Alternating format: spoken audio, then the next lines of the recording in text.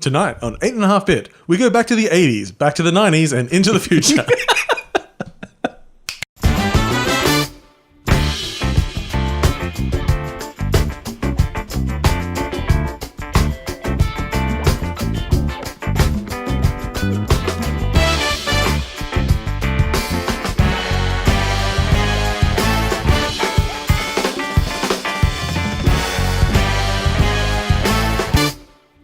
Welcome, friends of all designs, to episode 237 of 8.5-bit, which I'm sure is going to be the most time travel-filled episode of them all. I'm your host, Paul, and joining me today are my good friends, James. Hello. And Amy. Yo. And friends, how are you going? Yeah, pretty good. Yeah. Doing things. That's good. Amy, it's been a month. You missed out on the really rest. It's been a month. It's been the rest of Hanzuary you missed out on. Oh, yeah. So how, friends, I have a question for you. How was your Hanzuary? It's great. I used my hands a lot. That's a good way to celebrate. I feel like I could have done a bit more. Have we perfected the turkey yet? We don't want to tempt the dragon. Okay. Okay. So, Amy looks genuinely disturbed that James was going to devour her flesh. Yeah, don't put delicious things in front of my face. Oh, I've tried, and he does not actually go for it. Nah. We did eat all those chips. Yeah. This is where you Just learn you need before. to be... There was a lesson of you not asking for my chips. they You were need to be chicken more chips. assertive. You need to kind of People keep saying that. self-actualize and... I don't want to come up Paradigm with a shift. shirt. We'll get you a whip. Yeah, that'll help. Yeah. There used Do to I be whip other people? Oh, yeah. Cattle prod. That might be a bit easier. used to be Or a our gun. party trick. Our party trick, we used to have a riding crop at a party, and we would give it to a shy person, and they would suddenly become more assertive. It was... Get me a drink. Yeah. Yes, that's exactly what they do. They start talking to people and hitting them with the stick, and say, "Get me a drink, yeah." And then you're now too confident. And You'll they be take taking away that their back. magical confidence No. stick. Oh. And Then how we just they go fall. crawl back into the corner. Yeah. It's true. Everyone has to share the bondage equipment. But it turns out the power was in you All along. You always had a dominatrix inside you. It just took some props to bring it out. I just didn't have those high heels high enough. So I've got some you can borrow. Oh man, I should Bayonetta cosplay. You should. This is PAX. Yeah. PAX 2018. Do you want to go Bayonetta 2 and I'll go Bayonetta 1? I mean, I suppose I don't have to lengthen my hair there. Yeah, exactly. That's what I was going for. Yeah. I mean, I don't get into cosplay, but that could be spectacular. That would be amazing. Yeah. Do it. But I'm going to use a weird Cockney accent for no reason whatsoever. It's like, oi, I'm Bayonetta. Swings and roundabouts. Speaking of British. I wonder if we're going to go to the same thing. I finally discovered... different thing. No. I've finally discovered Grand Designs. Just wait.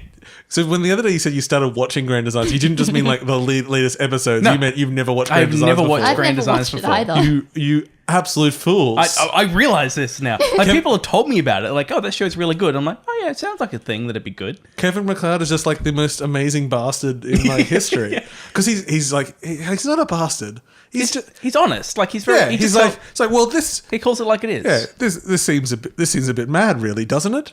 Do you think it'll work? And then he comes back and goes like, now, it didn't really work, but I mean, it's got some good points. Yeah. It's like, well, this window isn't shit. Oh, well, that's the end of the episode. Welcome. Man, good television show. Yeah, it's good. You make sure, what are you watching it on? Just on Netflix. Yeah, I don't know how they stagger it out, because sometimes you get an episode which comes back seasons and seasons later. Like, they'll keep revisiting it. So you might get one that's taken like 15 years to build. Yeah. And they actually have it in an early episode and then 15 freaking so years this is later. just on Australian Netflix now. Yeah. Okay, well, cool. Yeah. We actually have a lot of Grand Designs on DVD. Well, the designer in me really likes it. Oh, there's very interesting things. Yeah. And some weird people and some great cynical comments. It's basically British white privilege, the show. Yeah. It's kind of what it is. We've only got £800,000 for this build. It's like, oh, you're roughing it. This window took 6 years to develop. Yeah. There's someone like, oh, this door costs like £50,000. But then you get like the hippies as well that are just like, we've built out of tires and mud.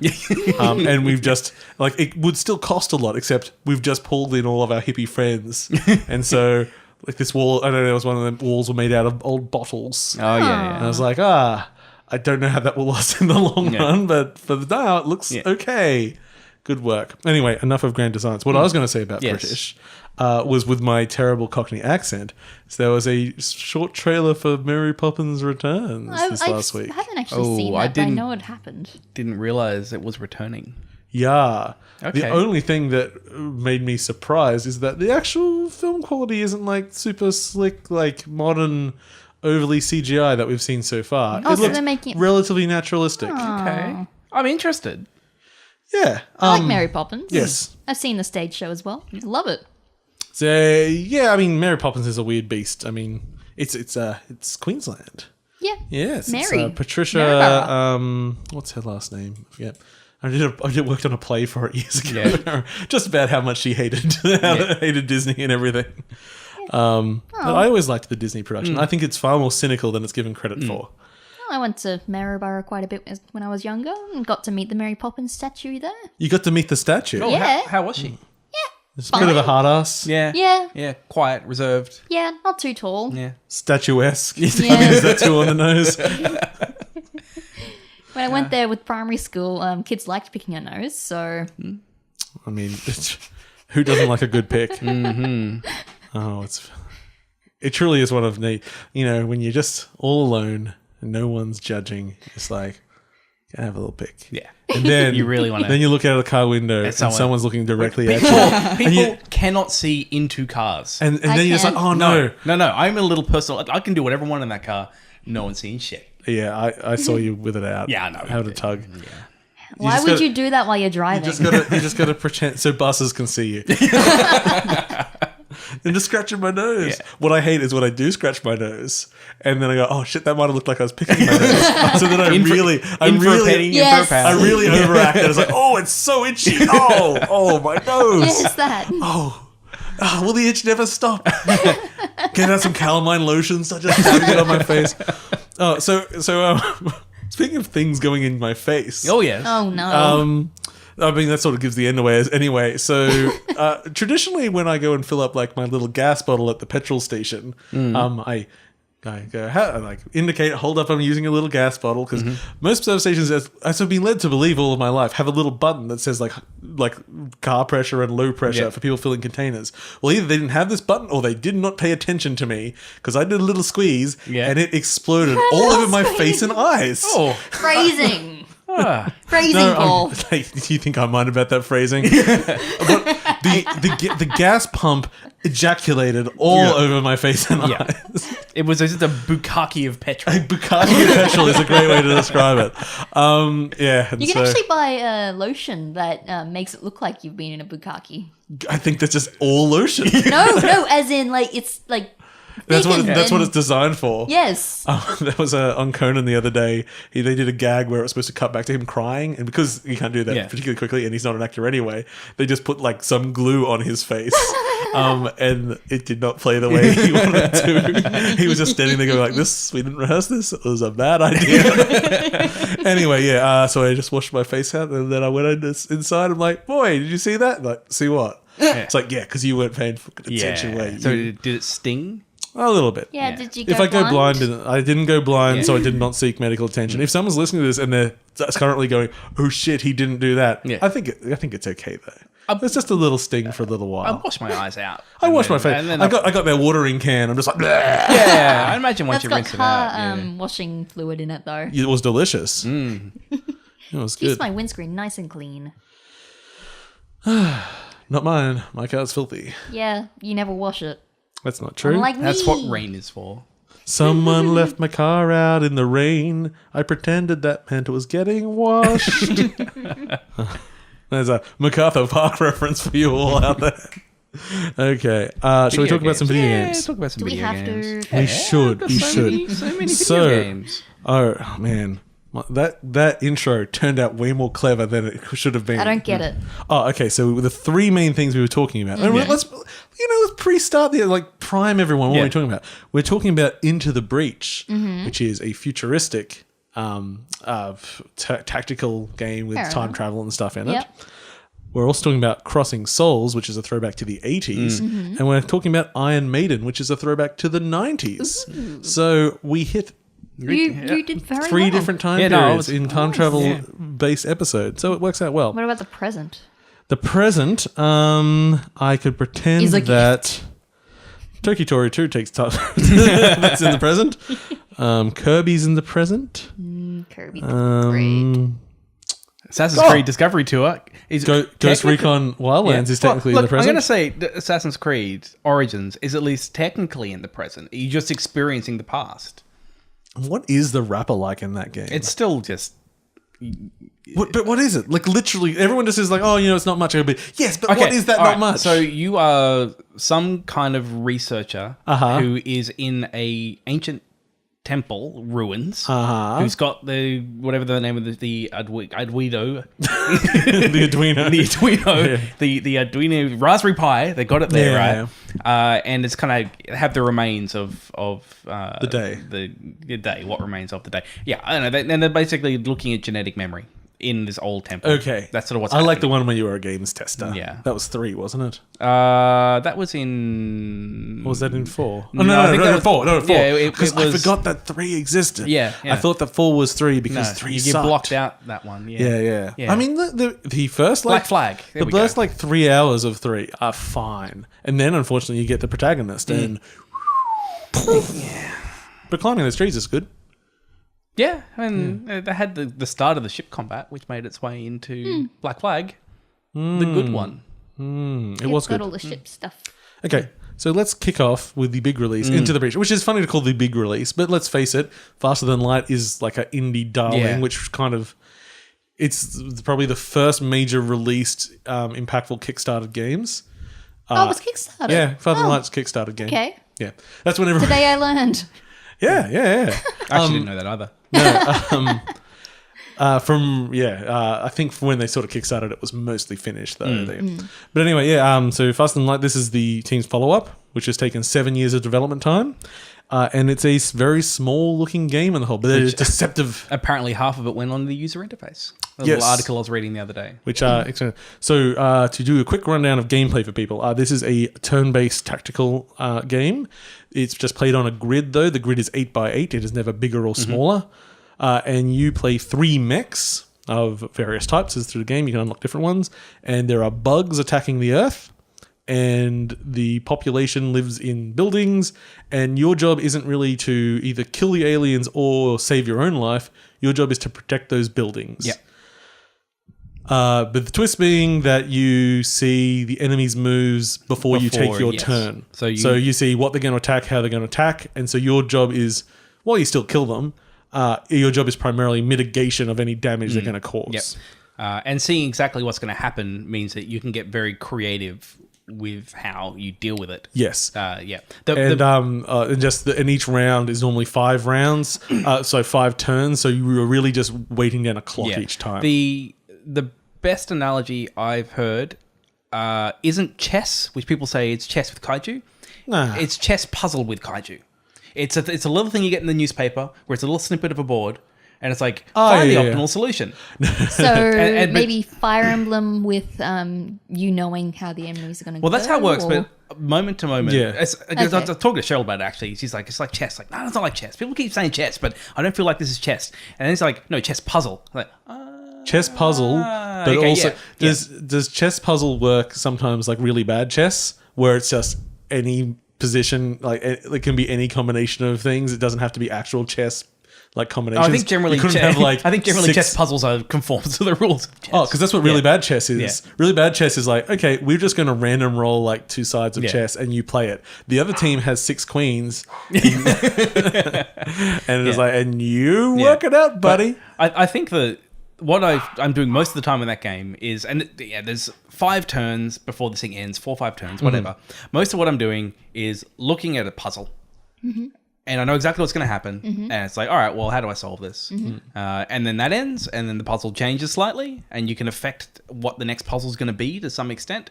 But then that's it. And you do like 4 or 5 little puzzles, and then it's over. That's kind of what you do. Yeah. A lot of the moves are about, other than straight up damage, pushing and pulling and moving enemies around in some way. Positioning's a massive part of it. It's a I'm look it up to very make sure I'm thinking of the right thing. it's a very geometric game. Yeah. The overall like meta game of it is much kinder than Faster Than Light. For one, Well, It enough. is, cool. I've finished it. yeah. Well, the actual campaign is completely doable. Anyone can beat this game where lots of people never even had a chance against the boss in Faster Than Light. Also, you can play around a game much faster than Faster Than Light, which normally took like 90 minutes. Yeah, I think end. my average run for this has been about 50 minutes. Yeah. To get to, is that just a, so we're going to, is that 2 Island Victory or is that? 2 Island Victory, it's about 50 Yeah, minutes. Yeah. because basically at the game you have 4 islands to defend, but after you complete 2 of them, you're allowed to go to the end game. Yeah. But you can then keep doing islands to get better gear and do everything, get a higher score at the end if you care about score. Point, yeah. I don't think I'll ever be a score chaser for it because I'm just not that minded. I guess the main progression in this game is unlocking new units. Yes, which is much nicer than Faster Than Light. Which, admittedly, I haven't even touched any other squads yet. Yeah. I think I've played maybe about 8 hours of this game now. And I'm still just like, no, I want to learn how to use this particular squad. And then when I'm done with this one, I'll try another one now. Once I got my 4 Island Victory, I'm like, cool, I know this one. Let's do the next. So to unlock different types Sounds of mechs, you have to just do achievements. And the achievements are listed and they're all like very doable things. They're extra challenges. There's something to add on top. But it's not like Faster Than Light where a lot of it required random drops to get things like, you've got to get this combination of random drops as you play and only that will unlock something for you. So you could put in 100 hours into Faster Than Light and still not unlock everything. Considering that game is partly getting new ships and doing stuff, that's kind of frustrating if you want to experience all the different variations. It's really, really, really fucking good. Yeah. I mean, when I first played it, when I first loaded it up, I was like, this is going to frustrate the shit out of me. I thought I'd hate it. I just thought that like I'm going to get mad and I'm going to quit. Yeah. I haven't rage quit yet. Okay. I've had one time where I've just abandoned the timeline because it was like because I just basically screwed it up real hard in the first mission. And I was like, screw you, timeline. I'm just gonna start again. But I think I don't get angry at it because whenever I screw it up, It's your own fault. totally 100% my fault. Like I have all the information. The only RNG that you get per turn is what's going to show up next turn, like and where things will show up. Okay. And You can get some lucky saves. You and can stuff get some like lucky that. saves. Any luck, most of the luck that's in that game is beneficial. Yes. And it's just like what you're not going to shoot an enemy. It says you missed. Yeah, that'll never happen. Yeah. Oh, Well, at least good. not as far as I've experienced. I mean, there might be some. I don't know. Maybe later on, there's some more RNG abilities. I don't know, but at least from like so far, it's like 100%. You know exactly how much damage it's going to do, and that's really important because like everything in that game is a resource. Like your pilots are resources, your health are resources. Like everything you can spend to try and mitigate the damage that's happening to the to the buildings. Is it? No, I mean, like, is it a permadeath type thing, or Yeah. So even if a unit is killed on a level, that unit's still back the next level, but the pilot is dead. The pilots get experience, and once the game is done, so you basically the story is that you're actually from the future and you've traveled back to try and mitigate the destruction of humanity. So when you fuck up, basically, it says "quick, back in time," and you're allowed to take 1 pilot with you. So that's that cool. pilot comes back, and then, there's so many good little things in this game. I want to get to the big one, but at the moment, so one of the things can randomly happen during a level is that a time pod can appear. It just like crashes down, and you can go and rescue it and get some resources. Sometimes there's a pilot in it. Sometimes all sorts of things can happen. But what I love is so one of the nice touches on the levels is that all the buildings with people in it say things. Stop crowding the window. Yeah. It's like they're here to save us. It's like, oh god, no. This like my family was in there. It's like, oh god, no. But when I failed to save a pod and it got crushed by an enemy or whatever, it said, "Well, that was the last remnants of an entire timeline." I'm like, oh, I should have saved that pod. Oh well. Oh well, so disposable at this point anyway. My big thing that I think is other than James sort of mentioned before that they spent half the development on the UI to make sure everything was super readable. Yeah. Which it generally is. And normally if I'm like, I remember there was some environmental effects on there. I'm like, oh, when does the environmental effect happen? Because that is going to affect my strategy here. And when I moused over it, it said happens before enemy turn. Yeah. I'm like, oh, thank God. The orders are always very obvious. Well, the in the article that they were writing about the UE development, like they mentioned that like the UE defined the game mechanics. Yeah. Like if they could not find a way to clearly like telegraph what something did, it wasn't included. That's amazing. So that was just one of the constraints. Like everything in this game has to be super understandable. And it works so well. Like because everything is so understandable, you know exactly what is going to, this unit's going to get pushed and do 1 damage and that's going to kill it. Like, and it's going to destroy a building here when this happens. Like you just see it instantly. Because of that, when you're looking at how to solve each puzzle, like you can start to like, all right, well, like, what have I got that's more than just damage? Yeah. And like, I'll be doing things like, all right, so I've got this unit's got 3 health. There's another unit here that's on 2 health. So if I shoot if I land a push next to my unit here, it's going to go over here. It's going to do 1 damage here. Then it's going to get pushed into a mountain and do 1 damage to it. That's going to kill it. That's going to free up that spot. So now I can move this person over here. Like you can just see exactly like, all right, this is what I can do. It's just, and like the possibility space is small enough because it's just like, what's like a 10 by 10 grid or 12 by 12 grid? 8 by 8 grid. It's small. The possibility space is small enough that you can clearly kind of plan out what to do. Yeah. Well, this is one of the few games where shelling my own unit is not only something that I consider, I do quite regularly. Shelling as in like shooting a mortar at my own unit. Oh, absolutely. Because the default mortar unit, which is in the first set of mechs, anything around that unit gets pushed. So I'll injure my own unit to push bugs out of the way. Yeah. So I didn't even hurt them. Well, they might have resulted in a hurt from being pushed. They might have fallen on a cabin or they moved something that's an environmental effect or moved into the firing path of their own ally. Because they will shoot themselves the next turn if you've moved someone in front of someone else. I mean, I'd say like stupid 20% of enemies that I kill are killed by other enemies. Yeah. Like it's just about because you've only got three actions. Yeah. You got 3 moves and 3 attacks. Per turn? Per turn. Yeah. And there might be 5 things on the screen. Yeah. So you need to find a way to kill more than are there. And so you have to find some pretty creative ways to kind of get the most out of it. I think I'd like this. And you can't move after attack unless you have... There's an ability you get. There is some things that let you do that stuff. Yeah. So and then once you get the other mechs, everything plays totally different. Yeah. There's damaging tiles turn into like area effect and stuff. There's stuff everywhere. But the one thing that I thought was kind of amazing about this game is... First it struck me because I was thinking about having a 2-player mode where one person controlled the aliens. I very quickly realized that doesn't work because the aliens could win fucking easily any time. Because this game isn't about making the most clever going to beat you AI because it just wouldn't work. It's about making AI that makes interesting choices that you can then do puzzles against. Yeah. Because I turned it down to easy to see what it was like and also to try and just push some achievements through. Because one of the achievements was drown 3 units in a match. I'm like, oh God, I've got to make sure I got water and then I've got to get them near water. Well, you know how, when you're playing on easy, how often they just go stand next to water? Oh, because it's an easy kill for an easy thing. And they do, as you turn up the difficulty, they're less likely to do that sort of thing. But they're not like, if the bugs just went and crushed themselves into a corner where they can't really be moved out and all just attacked one building at once, like they'd score points against you every single turn. Like there's nothing you could do to mitigate that. So they don't do it.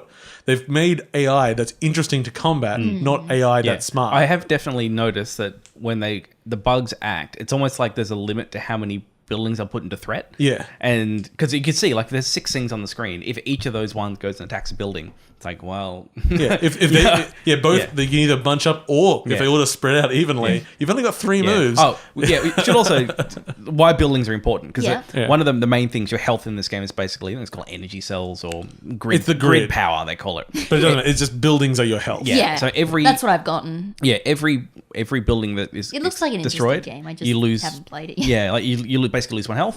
Once all your health is gone, and that's persistent from level to level, so you don't get any more health the next level. And once it's all gone, that's it. Game over. That's end of timeline. Yeah. So buildings are important. Yes, and that's why, especially if it's later in the round, and a building's going to go down, you don't have a good way of stopping it, and putting a mech in front of that unit is going to stop it hurting the building, and that mech's going to die, you let the mech die. Because your mechs are expendable. Yeah, you can only take one pilot back, so... Yeah. Oh, I might have even found another pilot on the way. It's waiting in the wings. Yeah. It's super, super impressive. It's doing very well so far from what I've seen. The reception's been, I think, interesting in the context of FTL. Yeah. Because it's been very positive, but I don't think it's... being the follow-up to FTL, I think in some ways has kind of hurt it. Yeah. Because it's not FTL. Like, it does not have the longevity and the emergent narrative that FTL the narrative has. is what it's missing. Yeah. And because I haven't really played much FTL before. It's just something I haven't really given much of a go. I got really into it for a while. Yeah. And then I was like, I'm going to load it up, and I just have it on iPad. Yeah. So, seems like a pretty good place I've to been play meaning it. to get it on iPad. Yeah. I have it on PC. And so just from my very limited experience of FTL, I did really notice that there's much more of a cohesive story happening while I'm playing this game than with Into the Breach. Like, Into the Breach to me feels like a puzzle game. Like, it's... I don't feel like I'm going on an epic journey. It's like I'm solving a bunch of puzzles. And it's very much the same journey every time. Yeah. Whilst you can choose what islands you go to in what order, you're still going to do minimum two islands. They're all going to have... The islands are still going to be based around the same themes and do the same stuff. Sure, they're randomized levels. Yeah. Although I sort of wonder if the base levels are actually set and just like some of the placement is, because I ran into a few of the exact same level a few times. Oh, I have seen some which have been... I think it's just like tutorial levels that are... Yeah. I mean, maybe it's just luck of RNG. Who knows? But I think there are a lot of... I think if you're a huge FTL fan and you see... And this is what I've got at Cheryl, basically, because she's a massive FTL fan.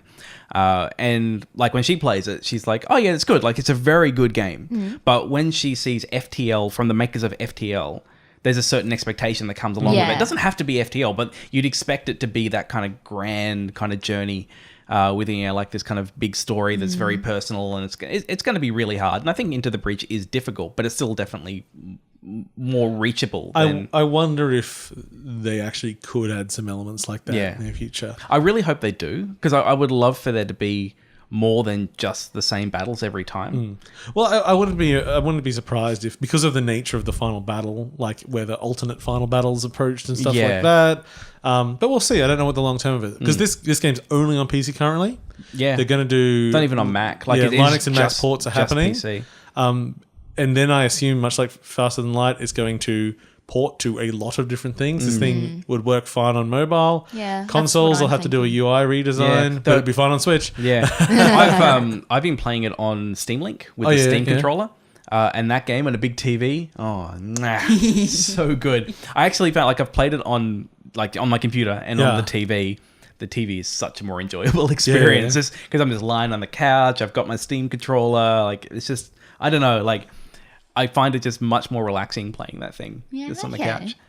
So it's like XCOM 2. Like, XCOM, I actually much prefer playing on a big control, like a big TV.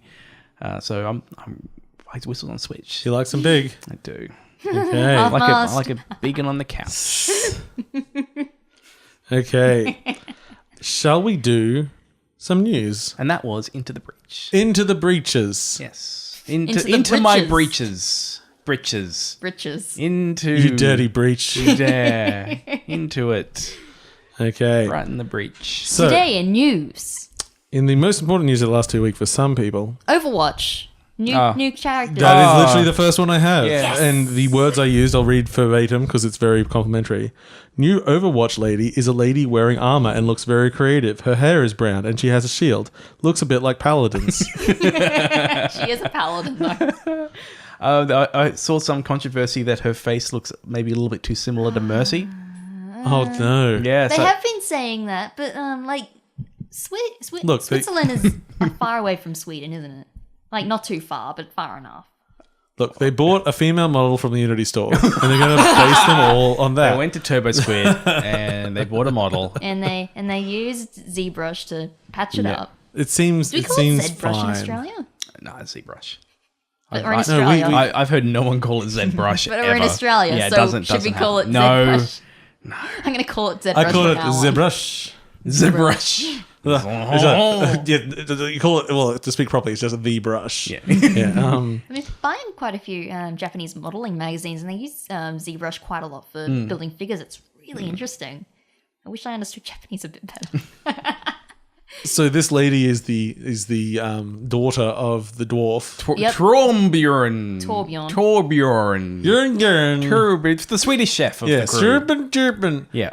And I play him sometimes because I have a good skin for him. Which is and he's like the engineer in Team Fortress 2. It's true. Yeah. I normally play that was our Overwatch, Paul. I normally play the demo man. Yeah. But sometimes I play the heavy. Overwatch is new Team Fortress. But with less recognizable silhouettes. And well, more, now it's more probably about the fan same. fiction. No, I think they're less readable. I still would stand by they're less readable. I would say the characters are iconic, but in a mess of just shapes, they stand out less than TF2 silhouettes. Yeah, no, you're right. TF2 silhouettes were very good. But that's they were more designed on just being like straight. These are more about elaborate characters that people want to cosplay as. So this is about the other ones were just classes. Do you want to actually? I suppose you have sort of a setup for being this character in cosplay because you do have long brown hair, and you do have a mercy face. Mercy face. It's much like Nick Cave's Mercy Seat. What? It's a good song, Mercy Seat. I don't know Nick Cave that much. Oh, you should. It's this famous song. I was thinking of the guy that made those games, but it's Nick. No, it's not. It's he ends in Cave, doesn't he? Are you thinking about David Cage? David Cage. Yes. David Cage. Jason. So Nicolas Cage, Nick Cave, and David Cage walking to a bar, and it's quite funny. I just envisioning that scenario. That's kind of amazing. They really would. I don't know how the personages would play off each other, but they would play off. It would be quite extreme. It would be levels. a fascinating conversation between the Cage War. Cave and Cage. You'll just stick with the Nicholases for a while. Yeah, I keep forgetting about. They would be. I don't know if they've ever done any projects together, but I feel like, what about a Nicolas Cage movie? A biopic, but starring Nicolas Cage. Oh, you know, that works. Yeah, that works. Yeah. And the thing is, it would make Cave so angry as well, I feel. I'm not a crazy person. Well, not in that way. Anyway, Overwatch has a lady. Definitely. Did anyone know her name? Brigida. Oh, that's Even right. though it's written as Bridget. Well, I feel like her name should be Bridget, and one of her abilities should be to make some sort of platform to reach another platform, and then go, Bridget, do your name. Well, actually, because they have all those cinematic short things. She was actually called Bridget in one of those, so people are. Have you played her on Bridget the I have TR? not. Sam says she's quite fun, but it looks like a character I'd enjoy to play Yeah. because she's got a flail. She's like a bit tanky and a bit healy, isn't she? I like my healing. The past almost all the new heroes have been supports, which have been lovely. Yeah, I like the new Irish lady. She's Eat your mic, Amy. You don't have to eat it that much. You just face it a bit more. Yeah. Yes, that's mic control. So mic control. Mic control. I tried to get angry. She's learning. I tried to get angry. Find a reason to be angry at Overwatch? Overwatch, but I can't Why? do it. I don't think it was just me being crotchety man. Like I was just trying. I wrote down that you just as a lady in armor. Like there's nothing super strong. I know. There There was also fine. I feel like it's popular with the kids and I don't understand it, so I find it threatening. And I was trying to find reasons to be angry at the situation, and I couldn't. Yeah. But I tried. Yeah, you tried. That's what counts. I'm like, no, this is fine. That's what my mum always says. It's fine. Well, when people don't know something, they are threatened. I noticed you commented on a news story about some agenda to try and reduce basically gendered language. Me talking to and you just made a neutral comment, and every other comment was very angry people about how the world was fine before. It's like. It's like some people just trying to be thoughtful. Yeah, like that. It's not a big deal. You're not going to go to jail for saying manwich. This is me trying to interact with the Australian community. It's funny, isn't it? Yeah. By funny, I mean funny. I think the comment, which was later deleted, that the reason I bailed out. Did you continue? Did you? I only saw. No, I did a couple of posts, and then someone told me to go shove my head up my boyfriend's ass so I suffocate and do us all a favor. Oh, I would give you a tube. and once that was the caliber of conversation, I just went, I'm out. Mic drop. And left. Patoing. Then you just go like... I watched it all day. I was like... No, oh God, I still am watching one from Kurumao from the other week. But I wanted you to just get like really like macho angry and just be like, yeah, well my partner's a hot doctor. Do it, James. There's no point. Start posting her personal information up to prove that you're a real man. Yeah. Here's a doctor number. Here's her boobies. And here's a doctor's note authorizing the length of my penis. All 2.5 inches. At half mast. Well, a half mast is more acceptable. Still not great, but we're not body shaming here. No. I mean, we often do. I mean, you're short. Yeah, I'm short. And Amy's got bad eyesight, and I'm a big fatty. Look at her brown hair. I have good eyesight. My eyes are just weird. Then why do you have glasses? Because I've got to correct my weird eyes. Because they're really weird. They're football shaped. What do they do? Oh, you got the weird eye thing. Oh, a friend of ours used to have that. Yeah. She eventually got surgery. Yeah. Are you going to get surgery eventually, or are you hoping to be able to do it? Yes, I think it's more of a... I don't know. Yeah. Oh no, because it can't be the same thing. Because she could only wear contacts because to fix the shape of her eyes. Oh, so that I found out. Talking to one of my friends, his brother teaches a kid who only has night rods in her eyes, so she can't see color, and she's got to wear sunglasses all the time because it's way too bright for her. Even inside. So I didn't know what night rods were. I think I worked them out via context here, but you can have when you and said rods. She has night rods in her eyes, so I imagine some big contraption with like eyes. This was fucking Hellraiser in my mind. Fucking whenever she looks around, fucking spikes are rotating with her. Like, oh god, no. Just the the rods, not the cones. I don't know a lot about eyes. I've heard that there's it's possible to have an eye where you pick up significantly more color than everyone else. It's like you have like some extra receptor to see depth of color. Mostly, apparently that's more common to ladies. Yeah. While you guys always have the... We got the color blindness.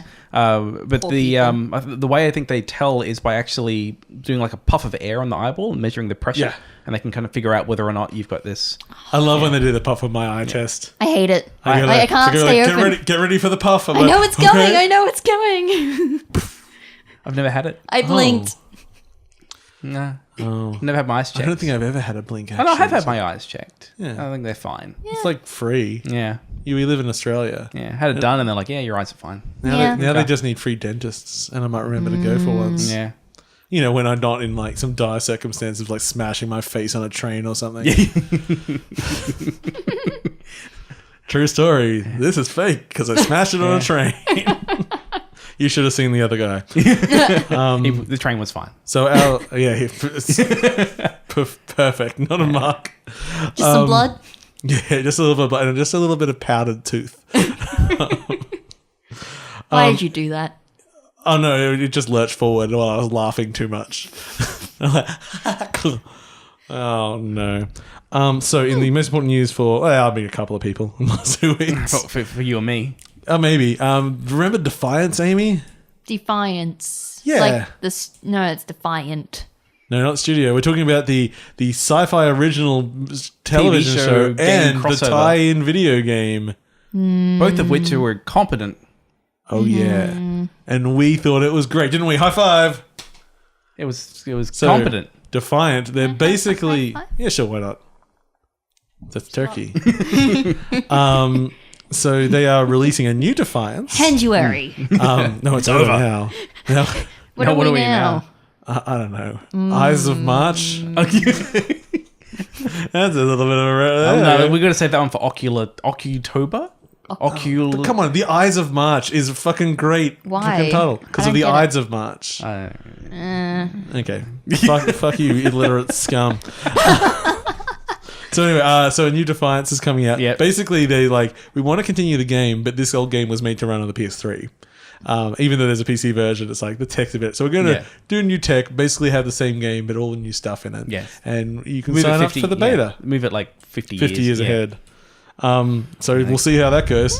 Yeah, I mean, it's a solid Because MMO. Like the shooting feels good. It's an actual MMO third-person shooter with actually with quite a lot of challenge. Yeah, the driving's good, the shooting's good, the chat like the big group events are good. Yeah. Like the whole thing. I think Tryon made it. Yeah. It was actually just a bit generic was its big problem, really. I think the biggest problem and it got very grindy very quickly. The biggest problem I had with it was very one note in terms of the areas. Because it also started off as just buy to play.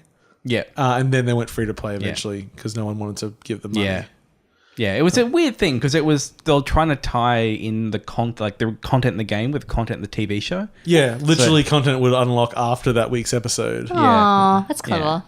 Yeah, I don't know how well it worked out for them. I didn't watch a single fucking episode. I watched a few episodes of it, and it's a sci-fi show. You know, like it's like sci-fi's in the channel. It was okay. Like they can't spell themselves anymore. Yeah, sci. What are they? Because it was Sci-Fi. People were calling it, so they were like, "Well, we better make sure it's SY. People will understand that Skiffy. more." Skiffy. You watch Skiffy? Skiffy, the generic Kangaroo sci-fi network. You want to watch another series of Alien Nation? I didn't know that existed. Or V? Oh, V. Now I know where we're at. I remember the face falling off. V was great. I don't remember much of it. I think Dad's into Continuum at the moment. That's a TV show he watches. What's the TV show Grand you watch? Designs. It literally isn't. No, I've finished watching all my prison shows now. Oh. So I've finished all of Lockup that's on Netflix, and the only prison show on there now is this thing about like a girl's like detention. My wife was literally watching that before you came over. I first found it way too depressing, and it's a nice enough place. Like it looks like the it's a nice enough prison. It's like I've watched a lot of Lockup, and I've seen some real terrible what about prisons. That popular Netflix series that's based in a women's prison? Did you mean Orange is the New Black? Yeah. Oh, it's not real enough. No, I watched that and like, this is not good. Yeah. It's a fun family show. The show is fun. I've watched like 4 seasons of it. But there's only 2. No, there's not. I made you doubt yourself for a second. You did. You love gaslighting me so much, don't you? It's one of your favorite things. Let's gaslight James. I've been watching lots of anime lately. And what anime have you been watching? We so far got through 2 news stories, by the way. Yeah. Well, there's this one that's it's completely 3D. So it's called Hoseki no Kuni. Well, basically, so it's about cats. No, that's Neko. What's Kuni? I don't Country. know. Oh, okay. So, No Country for Old Men, the anime. Oh, I'm watching that. No, it's just basically this island, and it's inhabited by gems that are also people, and so they're this trying actually to isn't defend. a strange thing for an. Yeah. No, but it's really cool. Yeah. So they're defending their little island from the beings from the moon because they want to break them and turn them into jewelry. It's just really cool. This wizard It's came from. very pretty. Yeah, the wizard came from the moon. There was I said Power Rangers, the reboot. Oh god. Yeah, so that happened recently. We can say that's okay. So in the most upsetting news for some people the last 2 weeks, the reboot. They showed a trailer for the reboot of Reboot, and you know how I said Power Rangers, and I actually wasn't even deliberately trying to do that. it is closer to Power Rangers than it is to Reboot. Now, I'm not going to pretend that Reboot is high art, but it has a very simple concept, which the Reboot ignores entirely. Yeah. Hey, you heard about Reboot? Nope. So Reboot is back in the 90s when Paul and James were littler. There was this totally computer animated TV show called Reboot. And the premise is there's these little people that live in this thing called the mainframe, and they have their adventures in the mainframe, and there's Megabyte who's doing bad things. Oh, so it's kind of like hexadecimal. It's kind of like Cyber Chase. I have no idea what that is. But every now and then a game comes in because the user loads a game.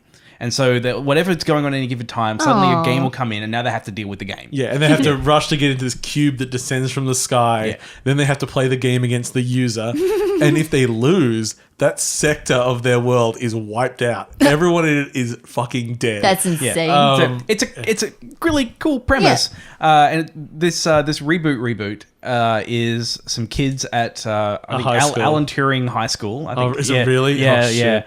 At Turing High School, find a magic Tron-like portal into Tron. So yeah, it's they still have animation like CGI stuff, but it's like it's kids that are going into the world and And I'm not going to say it looks worse, but it doesn't look better. No, considering the 20 or so years of development since then. The problem is like either make it look significantly better or make it look the same. Like, unfortunately, they're right smack bang in the middle. And it doesn't look. It's not nostalgic because it looks too modern, but it certainly doesn't look good. No, and so it's just a bit shit. Yes. If they just had the original design and even render style, but with better animation, that'd be fine. Because that's the big problem. Because it is very much like a sliding around, like moving the arms awkwardly. But yeah, it's teenagers going in and trying to save the day. When early in the original series, if those teenagers existed, they were the bad guys. Yes. Yeah.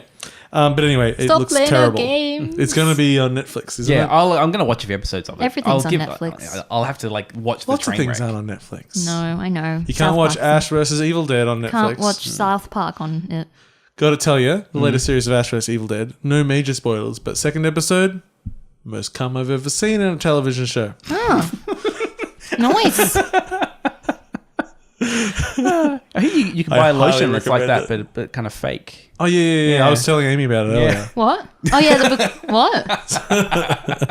What? We're talking about cum lotion. Oh, yes, that stuff. Yeah. G-list. So, Imported straight from Japan. Not that I know. I just get mine from the Overpass. I know a guy who can get it for me. It takes a while. It's Butter's magic energy juice. Oh, God. I was thinking of the Moral Oral episode. Oh, no. It's too dark to go into. Let's move on. Too dark to go into. That is a dark show, which looks a very cute show. So what was it called? Moral Oral. Okay. I think there were 3 seasons or so. It's very good. I like animated stuff. It's stop motion animated by Starburns Industries, but it wasn't called that back in those days. That's So do you need to watch Evil Dead movies to watch Ash vs. Evil Dead, or it helps, but it's not required. Okay, cool. It's very much on if you took the silliest end of how the movies got, which got pretty silly. It very much tries to be the sillier end of it, with a little bit of horror in it now and then, but still horror. Very campy, very very campy. So next up, Sony has announced that PlayStation Plus will be dropping games for the PS3 and PS Vita next year. Yeah, they give plenty of notice on it. It's one of those which things. Is lovely. It's one of those things where it's like, okay, it makes sense that it's coming, but at the same point, for people that have those platforms still, well, you're suddenly losing 2/3 of the value you're getting each month. I'm kind of curious why. Like, surely there's not like a major cost for them to do this, like to keep putting in PS3 games. Well, there kind of could be, because from what I understand, I'm not sure how the contracts go, but it might be the number of people that download. Sony still pays the publisher or developer or whatever. Yeah. The download cost. So yeah. I mean, you're right. Like if it's attached to your account, they're probably going to have, and that's where the payment comes from. There's going to be, they might find that of all those games, only like 5% of the people do anything with them, but they're paying, all this extra. Yeah. So I could see there's a potential business reason for it. Let's face it, no one's signing up because of those things. They're just continuing because things. Yeah. So what will they replace it with? My suggestion at the moment, I assume they're probably going to do, like they've already done a few, but monthly PlayStation VR games. Oh, yeah. And whilst that is like, but that's not a platform I have. That's what everyone said about the Vita games for the last forever. I was happy about it. They never released any sort of, any of the big Japanese titles on Vita. Probably because they sell and they don't actually want to, those developers don't want to give that away. Yeah. It's like those are the ones that I wanted. Well, you got to use real money. I guess you have to pay the developer for their why effort and work. would I want to do that? I guess you could do that. Okay, I'm gonna skip some game announcements. Yeah, just we'll do them later. We're all jerks. If you buy Final Fantasy 15 on PC before like May 1st or something, you get the Gordon Freeman DLC pack. You do. Why? You can have that. What was the name of the suit? HEV suit. That was it. Why? How does this environmental vehicle? I don't know. Vehicle. Vibrating suit. Yeah, that's it. Or maybe it was just hazardous environment. Maybe that was all it was. Anyway, why? Because they could do it. Yeah, what? Because and we're talking about it. Yeah. Oh, sorry. I'm just gonna. No, that looks like it's recording for some reason. A browser just opened Hello, up browser. on my computer. Hi, browser. If the NSA is watching us You want to make sure movement of the video is still there. It's because he mentioned Trump. Oh, no. Did we? Yeah, well, he did. Okay. In the most exciting news of the last day for one person, Okay. there is a special edition of Inside Yep. going on sale. What's it come with? Well, that they haven't announced, but it is $375 US. Figurine. It does come with probably a figurine of some sort, and we will be spoiler free. So we don't know what figurine is, but people who have played Inside might have a pretty good feeling when you hear that this figurine is being made by the company that makes real dolls. Okay. So today we're launching buy Paul a thing so he can fuck that you know what from inside.com. When you get that Patreon set up, man. Yeah. He'll even film it for you. Oh man, I won't buy it because I'm not insane. But man, I never buy a collector's edition, and this is just like one thing. I think Inside is still like the most polished game ever made. It's an amazing game. It's very good. I love that game, and the idea of the thing being a real thing that I can hold and squish And hug at night. and practice relations with. What if it vibrates? It's not even shipping till next year. Wow. But man, Every day we stray further from God's light. It's true. Okay, and in some just regular news, Far Cry 5 has announced Far Cry 5 Arcade. Okay, explain to me this arcade. So Arcade is basically, let's say, what was it in Halo? Was it Forge? Where you sort of make your own levels? Yeah. So this is a whole user creation tool set. So you can make your own camps to infiltrate with people, like multiplayer maps and stuff like that. But what they're doing is they're putting a lot of content in it. So it's all content from Far Cry 5, also Far Cry 4, and I believe Far Cry 3, also Watch Dogs, and Assassin's Creed Black Flag, and Assassin's Creed Unity. All right, I'm interested. So some of the things they have, like, so let's just like build a city with Watch Dogs, and then let's flood the city, and let's all ride jet skis around a flooded city and stuff. It's like, This is getting some GTA 5 mod. Yeah, kind of feel to me. And they showed off what I think is important to it as well. They showed off pretty good curation tools. So being able to find good creators and follow them and stuff like that. And that's the sort of thing that lacked in like Super Mario Maker and things like that. Where like really, if you want people to find and do good content, you got to have those community features as well. I mean, Now it's gone. Maker still worked, but But I'm getting pretty interested in Far Cry 5. I loaded up Far Cry 4 actually just the other day, just to kind of jump back in and see, I liked it last time I played it. I'll give it another go. And it's I find a really relaxing game to play and just walk around and explore. I do really like the theme in 4. I don't know if 5 is going to kind of, I think, like thematically hit with me as much as 4. I think 5's problem is just going to be that it's a good setting, but I don't trust they're going to be able to do the good things with a good setting. I don't think so, but I think what I will be able to do is get a bow and hunt people. Oh, well, that is one of the joys in life. And that is one of the things I enjoy most in Far Cry 4. I've got a good bow downstairs, and Amy's a fast runner. Yeah. Oh, but I want to shoot the bow. Okay. Fair enough. I thought about taking up archery before. It's fun. I want to. It is my go-to way. If you give me a bow in a game, I am a happy man. I don't know. I think you'll get carried away. You're just like you'll pick up the bow and you'll start like there'll be the target there and you'll start just strafing running next to it. It's like just jump in the air expecting time to slow down so you can fire something. And just, Look at me, I'm Hunger Games girl. I think what'll really happen is I'll go to fire a bow and realize it's actually very difficult. Yes. I mean, bows aren't the world's hardest weapon. I want a compound bow with all the gears and stuff. No, that's too much shit. Oh, just a nice so cool. standard bow. I just imagine you're just going to slap your arm a few too many times. You're going to go, fuck this. That's what happened to me in year 5 camp. It hurts. Hold out. But I'm looking forward to firing that bow in 5. When I was young, I used to have a bow and arrow, and I set up a target in the backyard. And sometimes I did it out of rage. So I went down with my little quiver of arrows, and I just like smashing into this box that I set up, and let fly every arrow. And then as soon as I stopped, my little dog crawled slowly from because these arrows were going through the box, and so I had been firing all around him. He was fine; he was untouched. But I was like, "Oh my god, I was killing him!" I'm like, so from then on, check where the dog is before firing any bows, any arrows. Yeah, it's good. That's good. Good advice. He shit himself. That dog. He was a good dog. He is a good dog. What was his name? His name was Wag. Really? Yes. Aww. Before the movie. Was he a big fluffy doggy or a little fluffy doggy? Quite similar to the ones I have now, but black and white. Yes, he was a Maltese Terrier cross with a miniature collie. Ooh. He was a good boy. Threesome. That's no,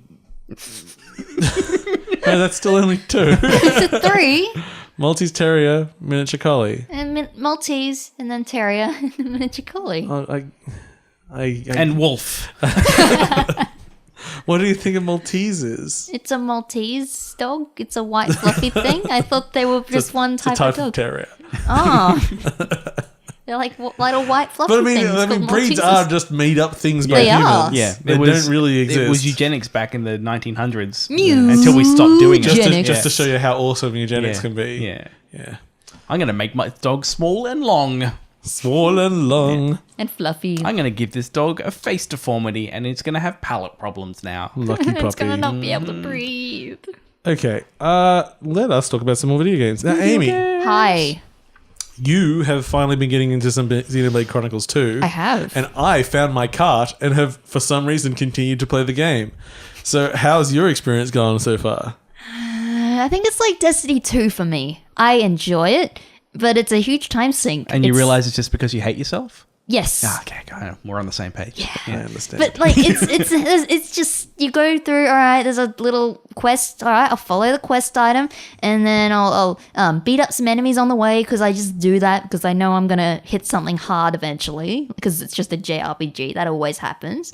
And then I'm like, all right, I'm at this point, or I've stumbled into an area with just plus 40 level enemies, and the combat's nothing. I'm pretty sure the area you're in, there's at least one like 95 level enemy. Yep. And then there's this 35 level thing that keeps running into me when I'm trying to defeat all these 13 level things. Oh, I could go kill it now. I'll come into your game and beat it up. That would be lovely, but you can't do that. There is no multiplayer.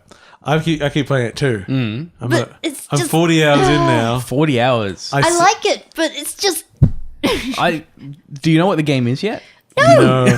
Like I finally after Amy was saying, because I was complaining that I'm still not doing anything in the combat, and that was when I was about 30 hours in. But you got to get the extra blades. And she was saying about switching between blades. Like, but why would I do that? I just power up the one blade that I'm using. Because she's stupid and got big boobs that don't make any sense. Her boobs are obnoxious. They just keep. They're just there. It's not funny. It's not like the owl.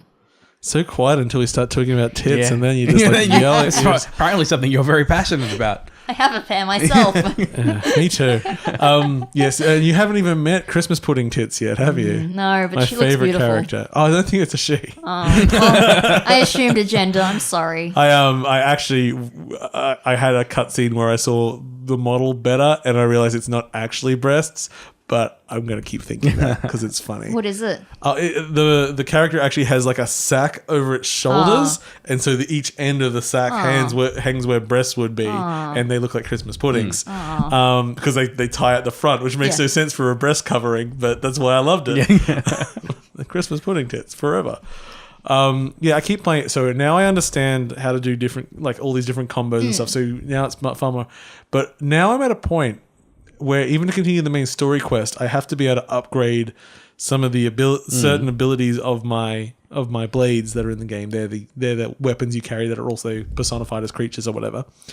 Mostly cute girls. And I don't know how to do that. Like it's never been explained to me. Yes, it has. How to up like things like botany and things like that. How to up those things. I thought that was just done by the relationship stuff. I have no idea how to access this stuff. I need to up someone's knowledge of a certain language. Huh. That's not a combat. Like I can do combat skills. That's fine. I can do all that shit. There's a lot of menus in this game. Like, I don't even know what I'm supposed to do. You can buy little chips and stuff. They call them. They don't affect those skills. They don't? Okay. No. Well, not to my knowledge, not that I can see. No, I'm just standing at this quest marker going, That's why you get lots of different ones and they all have different skills. Yeah, but no, this one is a single character is supposed to do this task. Oh. And I'm level 1, it needs to be level 2. I don't know. Do you need to Google this shit? Yes. I will be Googling this next time I play, which might be after this show. Let's do it now. Because I keep playing it despite the fact it's a terrible game. You putting 40 hours into a grindy game is unusual. And I do not think I'm halfway through the game yet. And I've never heard you say, like, you think it's particularly great. You just have something that just keeps you playing it. There's something there. I don't know what it is. It's like I'll murder everything and then just randomly I'll get wiped out in 2 seconds by something the same skill, like the same level. Like, what happened? Why? Why this one? Why did this one come when the combat's going on, are you doing anything? Lots of things. Yeah. So now because I now have 3 blades and I control the other people with me as well, I'm actually quite hectic in it. Yeah. And I understand the combat to a point that last time I fought a boss, it was one of my moves took away half of its health. Okay. Where my previous bosses, when I was just like doing just the basic MMO cycle, I might just be hacking away at a boss for 15 minutes. Yeah, that sounds boring. Yes. So I understand the combat much better now. So it sounds like you've got to do it in the big webby upgrading system. They don't mention anything about that in the web. I've looked at that web. Well, it says you've got to, where is it?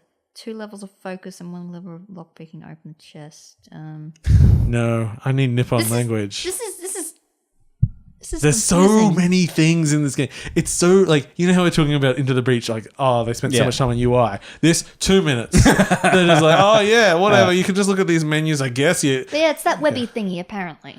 Yeah, I looked at that. That didn't tell me shit. It apparently does. Well, I'll look again. I will. See, neither of you have sold me on this game. No, it's Destiny I don't expect you 2 to. for us. No, Destiny 2 plays very tightly. Yeah, no, the moment-to-moment I guess. Destiny 2 is fantastic. Yeah, It's the moment-to-moment in this is terrible, but the overall But I love somehow it. captures me. It's just a great, like, I'll just be mindlessly sitting next to my wife watching something. I think she's watching Unreal a bit at the moment, which is an okay show. And I'm just like, okay, let's go kill some bats. Do. There's a lot of killing guards. Really? That I haven't really killed What too have these many guards guards. done to you? nothing. And then after you sort of like resolve that conflict and you're back to like, and like I just did this one section where I kill a bunch of fucking guards. And afterwards I go up to one and it's like, oh, hey, I'm your friend from earlier in the game. I'm like, oh, hi, mate. How's it going? I just murdered like 40 of your friends. Soz.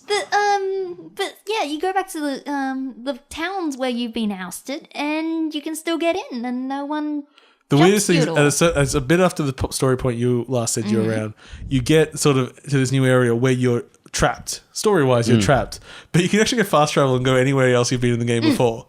And then at the end of that world, you've got to like, the story is then finding a way to get back to an earlier place. It's like, You can just I can also just fast travel there. So you can go there, do a bunch of stuff, and then go back to where you are, and then take it the right way, and then the story progresses. Yeah, it's weird. I'm like, you didn't really. This isn't. Yeah. I mean, because the thing is, it's a mixture of like being very, very story focused, but then the actual gameplay is just about grindy MMOE style stuff.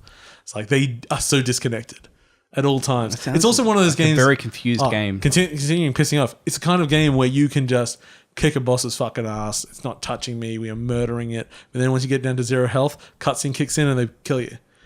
And it's because that's the story. And it's like, but I was winning easily. Yep. And that's always something that I hate in games. Like, make a situation that That's it's the actually. worst. I hate the combat so much because I'll run into something. Oh no, it's powerful, and I'll run away, and they'll hit me from like 100 meters away. Oh, yeah. Because as long as you're in the radius, because MMO style, it doesn't matter if they physically reach you or not. This attack is allowed to hit like 150 meters, and one hit kills you because they're twice your level. It's like, fair. Someone's doing an AoE attacking, you dodge out of the way. You don't need to physically dodge. not If you're in that area, it still hits you anyway if it visually doesn't hit you. Oh, how is this fair? It's not. It's a stupid game. Why have you put 40 hours into it? I don't know. I don't know. I hate myself. Yeah, okay. That's you a pretty haven't something. got to my But it's Destiny so pretty 200 yet. too. No. I don't think you'll get that far. Who knows? But it is very pretty. But it's so inconsistent in its visuals. There's so much pop in, and there's so much. So okay, I can't even say that. And like one of the all the main characters, I don't love their designs, but the main Blade that the story is primarily about. I hate her. She wears tiny short shorts, which I wouldn't normally complain about, but they're just very impractical. And she just has tits like two giant watermelons suspended above the air in front of her. Right. Like they do not look like boobs. And They're there's not entertaining. There's no either. story reason for her to have weird mythological boobs. Levitating boobs. Why couldn't Yes. she be like a little tiny character, like a little dwarf? Why couldn't she be a little dwarf? Why couldn't they just give us Dead or Alive style? Let us set the Yeah, breast they just size. like to set the boob size and the pull it back. bounciness. Yeah. There don't seem to be much bouncy in the game. No, most they're of the just time. watermelons. They're very static. They are those hard bags of sand we've heard about. I think there's like double-sided tape inside her armor, so it just sort of holds them up. Is it really armor or is it just a painted tank top? But it does. She's it looks cosplaying solid. armor. Cosplay armor. Okay, so foam board. Don't worry. Something happens to that character Good. and the tits are still there. Oh my god, if they killed the character but the tits became sentient. I mean, that would sell it. That would be like, oh, there was a reason all along. So They've actually got little spirits in them. come with me, Tits McGee. I should write Come with me I if should you write an anime game. It'd Yes. be great. You should do that, buddy. Yeah, but actually, one of the things is because there's so many there's so many things that are bad about this game. So to get your blades, it's basically a loot box system. Okay, let's step this back for a second. No, They could monetize it if they really what- wanted. Can you tell me one thing positive about this game? Oh, It's pretty. it's really fun. It's pretty and fun. It's really right, interesting. keep your loot- And actually unlocking, like working out how the combat system worked eventually okay. was actually quite satisfying. Yes. All right, tell I me, loved that. tell me about your loot box system. So to It's get the awful. blades, They could monetize it if they really wanted to. they could monetize it. In fact, some people have sort of been begging them to because you get different levels of gems. Yeah. So if you use a rare gem, you're more likely to get a rare unlock. Well, I didn't get a rare unlock with mine. You often don't get rare unlocks with them, but those are actually limited in the game. Like, oh, but there's still RNG associated. Yes. yes, That's terrible. So if people are like, but you're supposed to like New Game Plus and shit to Yeah. get everything. Or your 80-hour game when you New Game Plus it. Yeah, exactly. They just had a huge patch, which really affected New Game Plus and stuff like that. The audience they are aiming for are the kind of people that play a 100-hour game 6 times. which I am not. No, I am. I wish I not, could do but that. Maybe. Yeah, I just know have the people who time. do that. It's just why? But anyway, so you get the blades through this RNG system, which is terrible. And there's that stupid cutscene every time. You can skip it. The latest patch let you just skip because there's 2 parts of it. One part you couldn't skip, but you could skip the second half. Now you can skip both parts. They did that in a patch because they expect so many people to just be going like, another one, another one. And then there's there's a management thing where all the spare ones that are shit, you send them out on missions and shit. Oh, okay. It's like there are so many things in this game. But yeah, and you can't be so at the moment. My team isn't really optimal because I just use the rares that I got because I want the rares because they're oh, that's where I was going to go with this whole thing. I lost because it's so complex. I forgot what my point was. Because they have all of these possible blades and they're all detailed characters in their own right with their own personalities and stuff and like custom dialogue for areas and everything. Like it's actually really impressive. But because of that, there's no customization of your characters. Yep. Which is something that's really fun in RPGs and in previous Xenoblade games as well. Like I liked running around in my swimsuit in the first one. I kind of wished I could turn into the Nia girl. Like if I could play as her. I wish I could put Pyra in some more modest clothing. I bet you wish you could play as Gordon Freeman. Gordon, that would be good. Definitely. Anyway, so Xenoblade Chronicles 2, not recommended, but play it for 100 hours if you do. It's all right. It's really pretty and fun. Except for the bits that are ugly and shit. Yes. I don't know. I like it enough. It's just my Destiny 2, Okay. but it's not solid. I'm not going to do a whole lot because I mentioned last week that I've been playing Crossing Souls and I wasn't super sold on it. I play more and I have played more and my continued impression is that I'm not really sold on it. This is a game I kickstarted, so I mean if you need that as a disclaimer for, but I'm not going to be overly kind anyway, so I mean, I'm obviously invested in this game. I get a real financial backing from its success. You get a cut, right? You should message them and say, I want my 0.1% of revenue, please. Please. And then they send me negative $3. Yeah. Oh, no. I don't know how it's going. So Crossing Souls is an extremely 80s inspired game. It is labbing on just layers and layers of 80s references. If you do not want they're not memes, but they're the 80s equivalents of memes. If you do not want something that's laden with pop culture references, just slamming it constantly, do not play the game. That is what it's about. I'd still call them memes. Some people, it also includes some things that people do not want to remember from the 80s, like certain racial stereotypes and everything. The argument is paying homage, and personally, I'm fine with that as homage. But I also do see some people find that as crappy. It's like, hey, they were crappy. Just because it happened in the past doesn't mean we necessarily have to continue the crappy representations. But yeah. Like it's like, are you going for historical accuracy? Or are you going for I can kind of. There's a smart kid and he's not Asian, so I guess step forward than most 80s things. But in my heart, I think he should be Asian, which just shows how such a terrible person I am. I'm like, this isn't proper Goonies. It's very Goonies-like. So the game is mainly focused around getting a device which lets you see into the afterworld. So you can see all the ghosts around you. Did you lose your girlfriend or something? Or isn't that what usually happens? You do lose someone close to you early in the game, but it's like an hour in, so I won't just straight up go into that spoiler. They have a lot of varied gameplay, but none of it's good. No, it's all good, but none of it is great. Yeah. There's combat is incredibly simple. Mainly, you can switch between 4 kids in combat. One of them is really strong, but a bit slow. But the combat's so simple. Is this turn-based combat or real time? No, real time. Okay. It gets a bit Streets of Ragey at some points. Okay. Like literally Streets of Rage. Like you're walking along the street and picking up something and throwing it at people. But there is a character that has a gun, but just use the one that hits hard because it'll kill everything faster and it's not hard.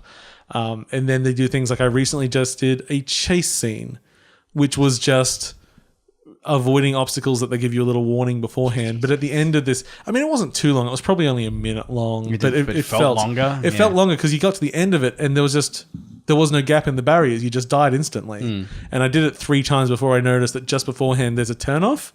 But at no point earlier in it had it even indicated that turning off was a possibility. So you've got about a 1 second to notice, react, and do it. It's not hard once you know it's there, but you're not. This is the only time in the game you've ever done anything like this. Yeah, probably the only time you'll do it too. It might be the only time you ever do it, it's just full of things like that, which like, okay, I see what you're doing. Is that cool? Were they going? But this isn't fun. Were they going for like a homage to another game? Is that why that mode's in there? It's a little homage to game. It's all film references. Yeah. So I was wondering if they're trying to be a little, almost like Battletoads or something, where there's like you have the area where you're on the bikes. Yeah, I guess it's a little bit Battletoadsy actually. And it sucked in Battletoads too. Yeah, it did. Just like I actually really enjoy the atmosphere and the references. Like it's heavy-handed, but that's fine. That's what I'm there for. But I'm not having fun playing it, and the combat can just be a little bit sloppy. And some of the bosses so far have just been, okay, I get it. I've just got to pull it off now, and the hit detection is just nothing feels that solid. Yeah, which is disappointing because it has a cool theme to it. And, but if you want an 80s fest, it still works. Sold me on. Yeah. Oh, you want a third one? Well, that one was that one was Crossing Souls. Yeah. This is a game, and I actually am going to go back to it. It's called Distortions. It was just sent to me sort of randomly by a publisher. I was like, okay, let's check it out. This is a very low budget game where the developers are insane. Oh, okay. As in their scope is so far beyond their actual ability to do. Okay, tell me the scope. So this game starts with a sort of a dream sequence. You're a girl running forward. It's sort of teaching you to run forward. And it is constantly flashing between scenes. Like it's suddenly loading in huge amounts of geometry, like totally different areas and everything. Voice, it's almost a bit Lynchy in the way it cuts between things and everything sometimes. And then the main gameplay mechanic is about playing a violin. So you sort of hold down a button and it brings up a Guitar Hero style score and everything to get with that. Okay. Then as I'm running along, it cuts to side-scrolling 2D for a second. And I don't think that was interactive. I think that was actually a pre-rendered cutscene, but cut into the middle of gameplay. Then the game starts and it's a first-person game. And I'm doing all this narrative stuff. And then I start playing again. again, it's slowed down now because it's past the dream sequence, and it's a third-person over-the-shoulder game until sometimes you walk into areas and it's a fixed third-person camera, which is cinematic and follows you doing certain things. And then it's first-person game again, and it's all like natural dreamlike things, worlds that can crumble and build up like and video everything. game jazz. It is, and I actually think it's fucking cool. Problem is, it crashes a lot, and it's Probably because this thing's held together by sticky tape. it's like, and when all those things are loading in, like maybe if you had a really good, like it's not visually demanding, but it's still like some of the designs are quite impressive. But because obviously they don't have the experience and the polish to it, it's still like it's like those things come in, it's jittery as fuck, and it's just some weird things everywhere. They obviously couldn't polish it off, but it's so ambitious. So is this done or is it a preview? It's done. So I don't know if it's out for consumption yet, but I think this is the final build. I think I'll need to get you to show me after the show. Yeah, it is a low budget game made by a small team. And so these are the kind of games that it might be a struggle to get very far in, but it's also like, I like someone trying something. It sounds interesting. I said like it's a little bit Lynchian. It was what was it? Something, it had some very direct feeling references to it. Can't quite remember, but they're doing a lot. They're doing too much, but I rather ambitious failure than yeah. So Distortions, that's called. I'll try to play some more so I can talk about it a bit more in depth, because literally I got like 15-20 minutes into it and it just hard crashed and I had to save. You need to share your Steam account so I can give it a go. Well, maybe you should just become Miss Moneybags and buy all of my games. Nah. If you become my legal ward, How do I do that? Well, first we have to go to court, and then we have to get a DNA sample. I got lots of DNA. It's all over you. Yeah, I got DNA for days. I am made of DNA. Yeah, it's everywhere. This is a bit damaged, this DNA here. Oh, but this bit's quite good. Yeah, you're talking about my the grey bit. My grey bit. That's the part of your face that's dying. Yeah. No, I was talking to someone at a party the other day, and he was telling me that he's I think he's about 40 now, but he was saying he started off the same where he had like the stripe, and then eventually kind of the whole bay went. So I've got maybe like 2 or 3 years to enjoy my So just which way did it go? Well, like the whole thing went peppered after a while. Oh no, I thought it might fix itself. No. You probably get some like black ink and smear it on it. Just some boot polish. I kind of think that by dyeing my beard, even though I would look younger, I'd feel older. You wouldn't. Well, it would just feel like everyone could tell every time. Well, yeah, and it'd just be people would notice and be like, "Oh, you dyed your beard." Like, yeah, I guess. But then I know it would actually make me look like younger. Once you're like a neon color. Yeah, it's like if I'm gonna dye it, you're right. Like I should just like really dye When it. I turn into an old lady, I'm gonna have bright blonde hair or bright fluoro pink. I'm gonna start dyeing my back hair. Yeah. What color? Checkerboard. Checkerboard. Yeah. Be good. Okay. I'm gonna play chess on it. So to bring up the other game from the intro, James and I played Iron Maiden. Oh, so that's this Ion, not Iron. ION. Now this came from. I was hoping for some cool lady action. It is cool lady action. Oh, so yesterday or last night, you were like, I think you asked in Slacks, like, hey, have you actually played it yet? Because we talked about it earlier in the week. Yeah, and I was like, oh, no, I haven't. So, and you're like, oh, should I play it? And you're like, oh, yeah, you should check it out. Because last week, and I think you've actually played some of it on GOG, Bombshell was about $3. Like $3. Yeah. But for $4, you get the special edition, which included the preview build of Iron Maiden. Which is like, I'm going to spend that extra $1. Yeah, so I didn't get that. So I actually went and bought it for like the full price on. Which is the full price? I think it's about $20. What the fuck? Yeah. Yeah. I paid $1. Yeah. I didn't get it for the best deal. Well, you get the full game at the end of it. But that was buying the game. That was buying it. I just had the preview. Yeah. So I looked at it and I was like, oh, this looks interesting. And so it was a bit of a punt. But I expected you to spend $1, man. I wasn't telling you to go spend $20 on this thing. No, when you told me, I'm like, oh, it's a bit pricey, but Paul recommended it. So it must be good. I'll check it out. Well, it's nice that you have such faith in me, James. Yeah. Actually, I think before we talk about this, can I just briefly talk about Bombshell? Sure. Because I picked up Bombshell, for like $3. Because they have cool ladies in it. It does have, it's the same character in this game. I wouldn't call it cool in Bombshell. Yeah. Well, and I didn't realize that Iron Maiden was actually a prequel. Because I think I said to you, like, Bombshell sure is a game. Oh, they've both got a weapon called the Iron Maiden. Yeah, because it's a prequel. It's a prequel to and it. even though it's still, I don't think it's canon anyway now. Bombshell was originally Duke Nukem's sidekick in Duke Nukem Forever. Okay. So this is 3D Realms, but not the 3D Realms we know. This is new 3D Realms. So Bombshell is a top-down twin-stick shooter. It seems to be trying to be a little bit Diablo, where you get level, you get money that you can then go spend on upgrades. You don't really get loot or anything like that, but it feels like it's like RPG elements in a twin-stick shooter. Unfortunately, the game just kind of sucks. And who would have thought it? Yeah, and it's things where like I'm playing it, and it's quite like a tight camera overhead, right? Like it's like you can't really see too much of what's going on. I'm not saying anything though. No, you were, but you were making some comments quite away from the microphone. Now we're talking about it. I was just trying to give you some signals, some subtle signals of. I like your grumpy face. It's pretty good. She looks like an old man's testicles. I hate you, bro. But you put glasses on the testicles. So now just pulled down his pants. It's just the tip hanging out. So anyway, so you got this thing with this like fairly tight overhead camera, right? And you can use the analog stick to aim left, right, up, down, whatever. I've heard of it. Yeah, you've heard of it, right? Now, one thing you could do when you have this overhead camera is you could say I aim up. Maybe, given that's where I want to shoot, just pan the camera up a little bit, right? Are you mad? Yes. Just see, maybe what should be happening is as I'm aiming, just that screen's just like giving me a bit of breathing room where I'm aiming, but it doesn't. It stays in the same place. Look, we've gone over feedback with developers. You don't give them solutions. You're just telling me your problems. So you're being a bad feedback giver. So here's the problem. Yeah. Because of your tight camera, when I'm shooting at things, it's easier for me to look at the mini-map and aim for the red dots before they're on the screen.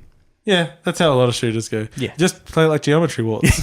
So your game... And I guess Metal Gear Solid did this exact same thing. But you end up playing the game on this tiny little thing in the top right. Exactly. Of the screen. It's got these weird things where like I think they've played Doom, like the new Doom, and gone, I want some of that. And so there's executions. It could be from hatred. Or it could be, I don't think so, but it could be. Was hatred that one that was the world sucks. So fuck you. I'm gonna kill everyone. I want you to do that voice pack still. Yeah, I should do that. I was talking about it the other day. Actually, The we should do world it. sucks. Well, everyone's scum. Everyone hates me. Anyway, yeah. And that's actually what Bombshell's voice is like too. Really? No. Yeah. She's like, give me a Bombshell line, James. I can't remember anything she says. Bombshell. My name's Shelley, but they call me Bombshell. I think she says that at some point. That's a quality fisting. Because she's got a metal arm. Yeah. That makes it cool. Shelley. That's her name. Her name's Shelley, but they call her Bombshell. This one, when I first started playing it, I'm like, this is kind of an average twin stick shooter. Mm-hmm. And then it was just kind of went, oh no, this is actually just kind of a crappy twin stick shooter. And I stopped playing it. What does it look like? Is it a pretty game? Oh, it looks all right. The environments are very samey. It looks acceptable. I'm going to look it up. Yeah, the environments are... her face is nicely modeled. Like, it looks all right. Like, but what about her metal arm? It's okay. It's fine. So, out of the ashes comes 3D Realms' new build engine game. The same engine that made Duke Nukem 3D. Mm-hmm. Bombshell leggings, Bombshell burlesque, Bombshell black. You'll probably need to put game after Bombshell or you'll have problems. And they've done some work on the engine. But this is all intents and purposes a very, very old school first person shooter starring Bombshell. For the warts and all, I notice that whenever this thing autosaves, the whole thing blocks. So I'm playing this on my relatively new computer. So I'm running the build engine. Relatively to not bought yesterday. And I'm running this thing at 144 frames. And it's just running smoky smooth. Look at that gun. Look at all the rounds it can hold. Yeah. And then every now and then it autosaves and the whole thing goes, just a second. Yeah. Just gonna save that video. Give me a second. Gonna save that game. I don't remember Duke 3D having location damage. I don't know if that's something they added. That's added. Yeah. So they didn't have the free aiming. They didn't have true up and down either, which this has more of. Yeah. So because they're using the build engine in this, the thing feels so authentic to what the experience was in the 90s. To the even having the title screen looks like it's at a Blakestone or something like that. Like they've completely nailed the aesthetic because they have to, because it's the same tech. Like it's just the same thing. But they've changed the shooting enough that it feels modern, like the way you move around, the way the aiming works. You have to like your main gun is like a single shot, or like your single bullet fire. It fires as fast as you can click though, so it can fire real fast. But if you hit them in the head with that thing, because it now has location damage, like you tend to take it down. So I play it much more skillfully so I get to bring in all the shit I've learned in shooters from the last 20 years. But it feels like I'm playing Duke. Like it feels like that because it looks like that. It moves at the speed, the way that there's a slight warp on the camera at the edge because of the field of the view, how it's working. Like it.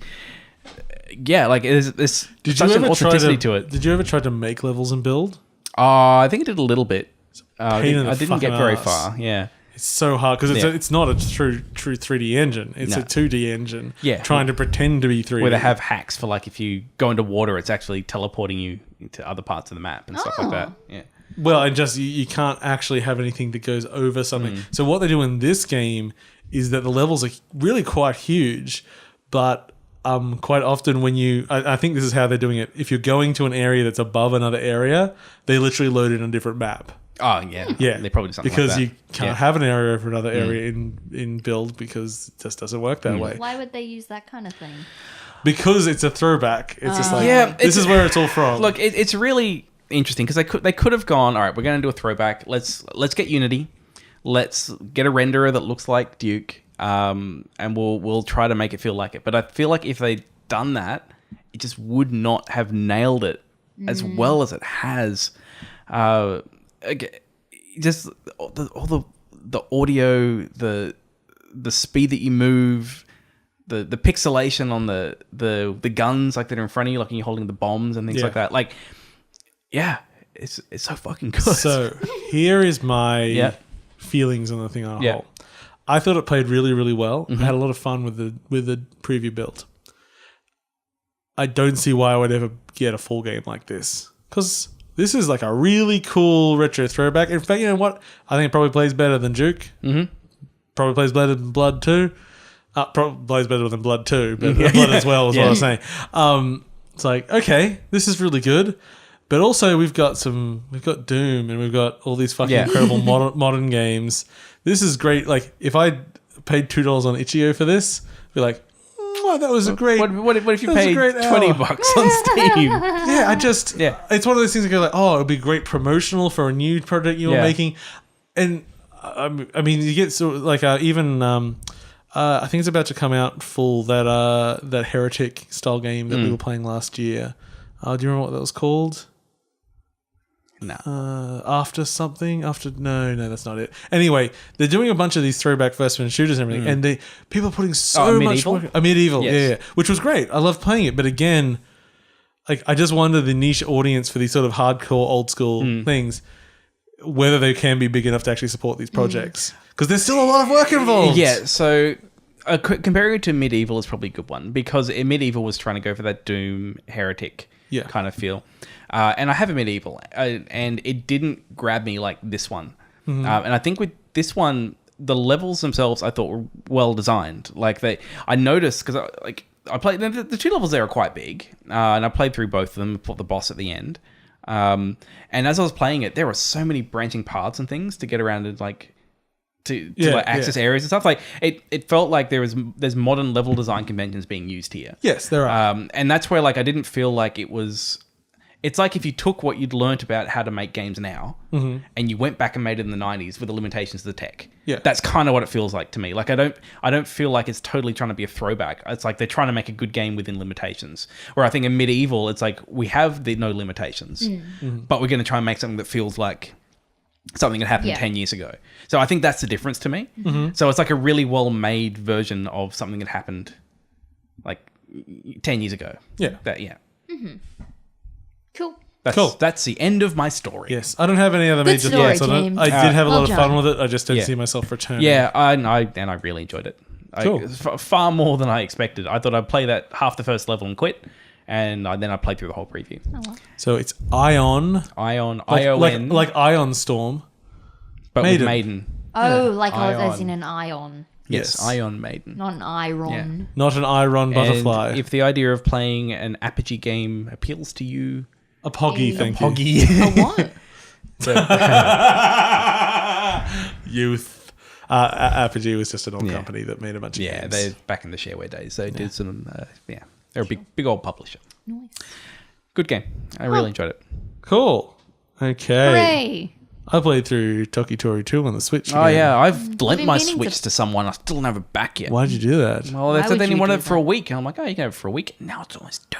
A week? That's too long to I not have want a to play Switch. Toki Tori 2. I'm Again. gonna buy that. I didn't finish it game. the first time, so I thought it'd be good. my to Yeah, it's the play. first time I actually finished it. I almost did it in one sitting. I was like, I'm gonna fucking finish this thing Yeah. for once. We've sung this game's praises for so long. It's and I've the never Dark finished Souls it. of puzzle games. It really is. But what I love is that it's so like I finished the game and it basically just goes, yes, you finished the game.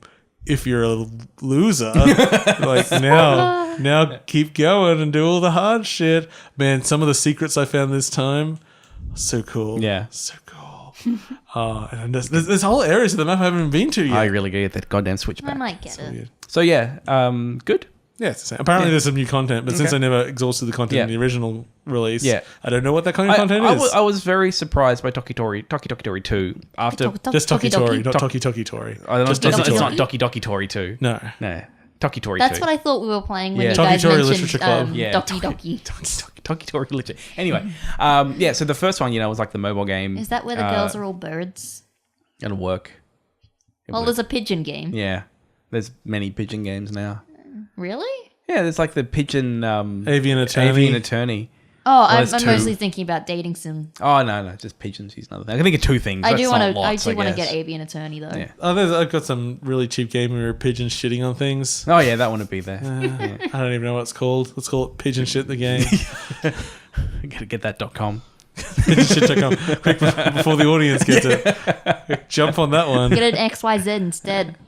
Ooh. What were we have talking an about? XYZ website. Pigeon Shits. Toki Toki Tori 2. Yeah, Doki yeah. Doki. It's still Yeah. a great game Doki and it Doki works on the Yeah, Switch. and 'Cause is it- why wouldn't it? And it's a massive improvement from the first one, was what I was going to say. Like, it really takes the... Oh, it's a totally different kind of game. Yeah, like it takes the puzzle solving that they kind of playing around with in the first one, and they just like make this big Yeah. open world. Like Toki Tori is a single screen puzzle Doki game. Tori? No, Yeah. Toki Tori. Doki Doki. No. And Toki Tori 2 is a open world puzzle game where you learn by playing. Yeah. And basically, at the very beginning of the game, if you know what you're doing, you can just head off into fucking it's actually anywhere. kind of similar to The Witness. Yeah, it is. Yeah, it's very similar. Well, I think the way it teaches you is very similar. And it gets really, really complex at points. But always in an accessible way. Every once in a while, there's like one puzzle I didn't do because I like looked at it and said like, I mean, I know how to do this. Oh, it's one of but those ones where you look at it and go, your puzzle isn't smart, it's just long and convoluted. So It's I not don't even care. long and convoluted. It's one of those things just where there's a lot of randomly moving things that will be. I'm just gonna have to sort of spam brute force this eventually. It's like when when I was playing Tesla Effect and I got to the puzzle like this is the sliding piece puzzle. Like, oh, you mean the easy puzzles? yeah, like skip puzzle. But they're so easy for smart people. No, they're so easy for people who can remember shit. It's a sliding puzzle. Why would you need and to remember project in the things? future? I live in the moment, Paul. I live in the now. We should play chess. Can we play chess? On Paul's back? I don't know why I'm actually surprisingly good at Into the Breach. I'm doing real well at that Because the game. most you could ever possibly have to think ahead is 5 moves, No. which it doesn't. No, in fact, thinking ahead is almost never a thing in Into the Breach. No. it's always reacting to that situation at hand. Like I'd be like killing it in that game now. I do real well. Maybe that's it. It's all about solving the problem in the now. The dogs keep barking. It's true, they are dogs. Well, they can't get to us, which frustrates them. Yes, they were whining before. It broke my little heart. That's Let all them right, yeah. whine. No. So I was talking about how I was really thinking that I'm going to get Ghost Recon Wildlands. Oh yeah, and then I went and got Ghost Recon Wildlands. And played it without me. Yeah, 'Cause but you're a monster. oh, you can get it too. Yeah, but now it's no point. You've already got into No, it. there's still plenty more to play in that game. Well, Sam got Monster Hunter for PS4 without me. No. But you didn't have a PS4. Well, I was going to wait till PC's for me. No one's doing that. Yeah, the game's too good. The world will. I mean, have you seen the world? It's not very gonna. pretty. It's gonna be gone by the time it Kitties. comes out on PC. No, it's not. Geralt might be in it. I don't care. Oh, that'd be cool. I just want people to play with me on PC. There was. You can on Wildlands. I don't care. It's not Monster Hunter. I can't have a cute little cat companion. No, you can't in Wildlands. Oh, you might be able to. You have a I predator. can't dress up as a butterfly. Oh, that you might be able to do. I remember when I was playing the beta for Wildlands, everyone was running along in like military gear, and then I just turn up with like a mohawk and like I was a female character as I always am, and like short shorts and like tattoos everywhere, and just like anything I could that was outlandish was on me. Well, like, we're subtle. Yeah, I unlocked the I think that wasn't native pants. It was just like local pants or something like that. But it's just like this like really bright pattern, like this really loose cotton, like big baggy pants. I'm like, I'd legitimately wear those. I'm picking they sound them. Comfortable. Comfortable. So I've got like these big like blue checkered pants, and I've got like this red kind of like loud shirt. I'm like, I'm subtle. So those pants sound lovely. Oh, they look so comfy.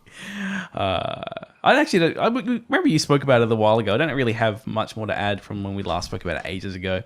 I will say, like, what I think the game is to me is whenever I play Metal Gear Solid 5, I'm like, man, this game would be great if I could play with other people. Like in the big open world. And this gives you basically the thing. And this is basically Metal Gear Solid 5 but with friends. Without the dog. Like, it doesn't... And no physics on the motorcycle. And yeah. Well, because the physics are terrible in this game. All over the place. It's amazing how bad they are. But then... I kind of feel like it's deliberate. It's not like you could do it and not know. Well, it's easy to get around the world. That's what it means. Like if they weren't realistic physics, I'd go off the road and my car would fall over and it would explode and I would die. But now why'd you go off the road? Because it's faster to just go down the hill. That's what you do. You just point towards the waypoint. And just you can do that in this game, and off you go. Just avoid the bigger trees. Yeah. The little trees are fine. Yeah. The bigger trees, just avoid them. It is a terrible amount of fun to play with other people. Yeah, like it's like when someone is trying to infiltrate a base, and I've fucked it up, and now we're going loud. And the Unidad, so like basically the police, the tough enemies, like they're coming along. We're getting up to like level 3 Unidad. Unidad, and I'm outside. Overseas, they call it TAFE mum, but still. What? That's actually funny. Yeah, good job. That's good. And so like watching that someone's inside doing the mission, and I'm outside just trying to keep shit under control. Where like I've stolen a helicopter and I'm shooting like there's troop carriers coming in because he needs to be able to get out. And so he had no idea what's going on, but from my perspective, I'm just like just destroying the local community. It's a lot of fun. Like it's. I was very much the opposite, where we'd be going in as a group and the others would go off in a direction like, that's not the direction I was going to go. So I'm going to continue going my merry way. They caused some huge gunfight and everything. I'm just on the other side of the base, just like sitting there with a sniper rifle, going like, you can come back to me when you're dead. Because I did play enough for like that I had loud missions and I had quiet missions, and it is pretty fun. Like the difference between the two. If you want to, you can just go in and just pretty much destroy a base.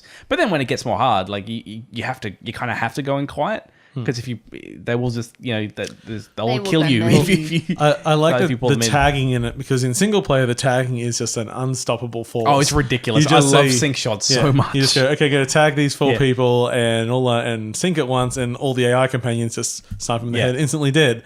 But when you do that in multiplayer, you have to call it. You actually have to call it. Everyone goes like, okay, I've got target 1, I've got target 3. Go, okay, and then there's a little countdown you can hit, isn't there? Oh, we just countdown over the mic. Yeah, I think there's an in-game one as well. There might be, beep, and you just go, and on my mark, and everyone falls, except for you fuck up your shot. Like, oh no, they're getting the alarm, fuck! It's good systems. Yeah, it's a lot of fun. Kind of dumb game. Yeah, and then like when you play it by yourself, you've got like this. The map is ridiculously huge for the amount of content that's in there. Most of it's just dead space. But if you're with some other people, that's just when you chat. It's like, oh, we'll go over there. It's like, all right, we're going to be there in a couple of minutes. So then you just chat while you get there. Fair enough. And then you get there and you take out the base. It's like, what do we do next? And it's so non-linear in its structure that you can always find something else someone else hasn't done yet. Yeah. So it's like, oh, I haven't done this area over here. It's like, I haven't done it either. I haven't done any of it. Sure. Cool. We'll go do some of that. I don't have the full game. My best friend went and played it without me. You could have bought it too. I was going to wait till it was really cheap. It's like, because I got it for I think $30. That's too expensive for Paul. I'm cheap. Have you seen how cheap I am? From like 70 or 80 or something like that. This shirt's like $4. Oh, well, that's a good $4 shirt. So speaking of Ghost Recon Wildlands, Metal Gear Survive, which none of us have played because we don't care. No. But That one I'll pick up when it's $5. the thing that I wanted to point out about it was when we were playing the beta and the multiplayer. The weird thing is the main focus of the main game is not multiplayer. It's like it's a side thing. That confuses me. That's so so much. weird considering that's all that we talked about beforehand. But one of the things we talked about when we were playing the multiplayer is that every time you loaded into a map, it was exactly the same, exactly the same planet. It's like, okay, well, that's all right. This is just the beta. In the full game, I'm sure they just have shitloads of maps. Nope. It's like 2. Holy shit. It's like, what the fuck? Yes, there's not a huge right. Like, I think there are more than 2, but not many more. It's really, really limited. Yeah. I thought that was going to be the main thing. I thought that was the point of the game. It's a survival game. You play with other people. Yeah, but there's no survival in multiplayer. It's just a go through rounds thing. There's actual survival like to a point in mode. the middle. Yeah. Yeah. Yes. We can't really talk about the game because none of us have played it. I'd just be repeating things that other people have I'll said. probably play it one eventually when it's $5. I've got a good idea. What's that? Don't. I could do that too. Yeah, I'll likely. If you want a that. second character, it's $10. Oh, I forgot about that. What? If you want a second character, it's $10. What? And then later in the game, there's sort of you got like a machine at your base, kind of like the thing in the multiplayer, and it draws zombies towards you, and you go, okay, round 1, cool, I've killed them, and then it says next zombies will appear in 12 hours. It's 12 hours real time. So if you're playing at 6 p.m., turn up at 6 a.m. to do it. Now, if you want, you can pay some money and you can pull that timer down. Is this a free to play game? Or? No, it's full what price. was this? It is. What game was it? Metal Gear Survive. Yeah. Wow. And when you do pay that money to bring down the timer, it doesn't make it instant. It still might be a few hours. Like after playing Monster Hunter World, which has all of these like grindy trappings, but does it in a way which is so friendly because it's just a game that I buy and that's it. Like I've paid my money and they've gone, hey, we've just built this grind. You might like it. Like, oh, you do like that grind. It's problematic. I don't like it. I think I had 2 games announced. So one was just a very quick one. Firmament was announced. That is by the Myst team that recently did Abduction, which I really enjoyed. Yeah, I really enjoyed Abduction. I And then heard I of that game. stopped playing it and I tried to play it again and it's very difficult to jump back into. Most likely, I'd imagine. So, so that is just in development. There's a little teaser out and from screenshots. It looks the same sort of thing. Yeah. I think they're doing a little bit more focus on the VR mode because there was VR in Abduction, but this will have a little bit more. But the other one that's really interesting is the Blackout Club by ex-Bioshock developers, which is half the industry. But these ex-Bioshock developers are the ones that made the Magic Circle. Oh, that's a great game. Okay. That was real good. Yeah. So that was a really interesting. It was a game about playing through an unfinished version of like a in development hell game. Yeah. I haven't heard of it. It was like it wasn't big, but it proved that They have chops. It proved that they can do something because so many people are ex Bioshock devs. Hey, I did some concept art in Bioshock. So No, you didn't. this is called the Blackout Club. Yeah. And its concept is basically, let's go Stranger Thingsy. You're a bunch of teenagers in suburbia, and you're going down and you're trying to unravel mysteries of what the hell's going on in your town.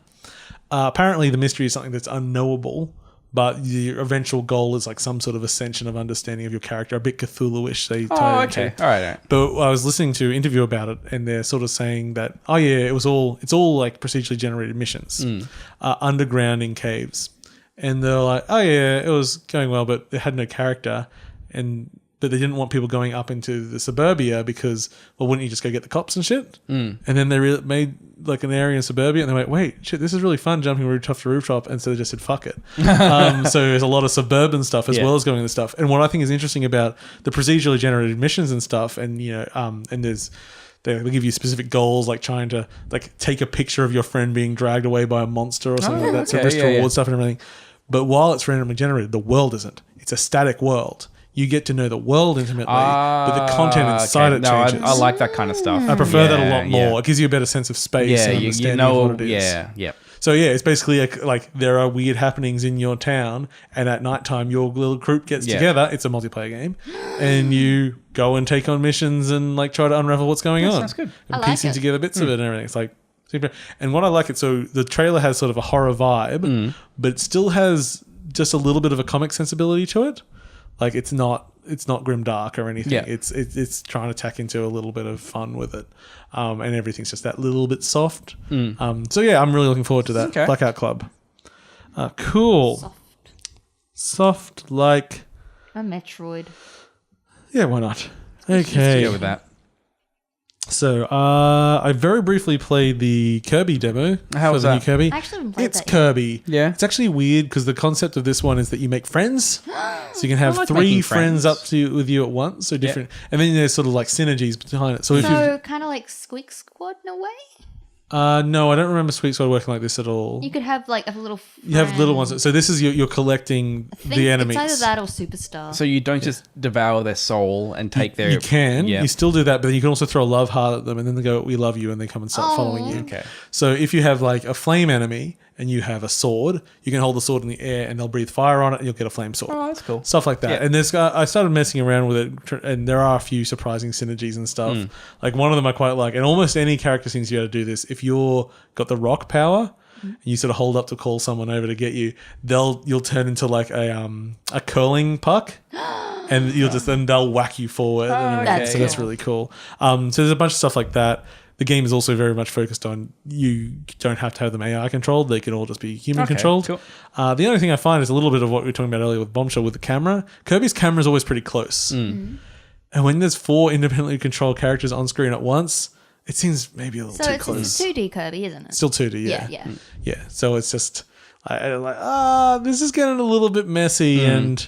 It has the Yeah. whole Kirby thing of like walk 2 meters away and everything Do you, respawns so you can recapture it and stuff. Do you have to have your friends? No, okay, but 'cause you will I need will- friends at certain points to get past certain Yeah. barriers and such. Because I do imagine I want to just play it by myself. Well, I mean, Without the other little you enemy. are characters, going to but- require them at Yeah. many points in the game. Oh well. I mean, it is the base concept of Yeah. the game. Oh well. I like Kirby. Kirby's cool. And Hal actually released another game in the last week, Part-Time UFO. Haven't played it yet, Part-time though. UFO. Yeah, Okay. it's a little. Is it where you transform into a UFO? No, it's a mobile game where it's sort of like a claw machine. You're a UFO and you just got to pick up things and stack them. So you get challenges Okay. like pick up the cheerleaders and put them into a pyramid. And then at the Alright, end that's of it, kinda I haven't cute. played it yet though. Yeah. But it's getting pretty decent Yeah. reviews for a mobile game, and it's the Okay. first mobile game I think that Hal's done. Part-time UFO. I'll have to Yeah. check that one out. Yeah, Oh, that's it pretty looks cool. adorable. It's very Hal. Oh, it's very Kirby art style. Oh, that's Hal. Yeah, I know. That's just what I'm describing it as for the viewers. Well, listeners. James, you did play some Assassin's Creed Discovery Tour. Yeah, so kind of on a bit of a whim, and I was actually kind of testing out my Steam Link a bit. I thought, hey, I'm gonna go check out this Discovery Tour in Assassin's Creed Origins, and it's good.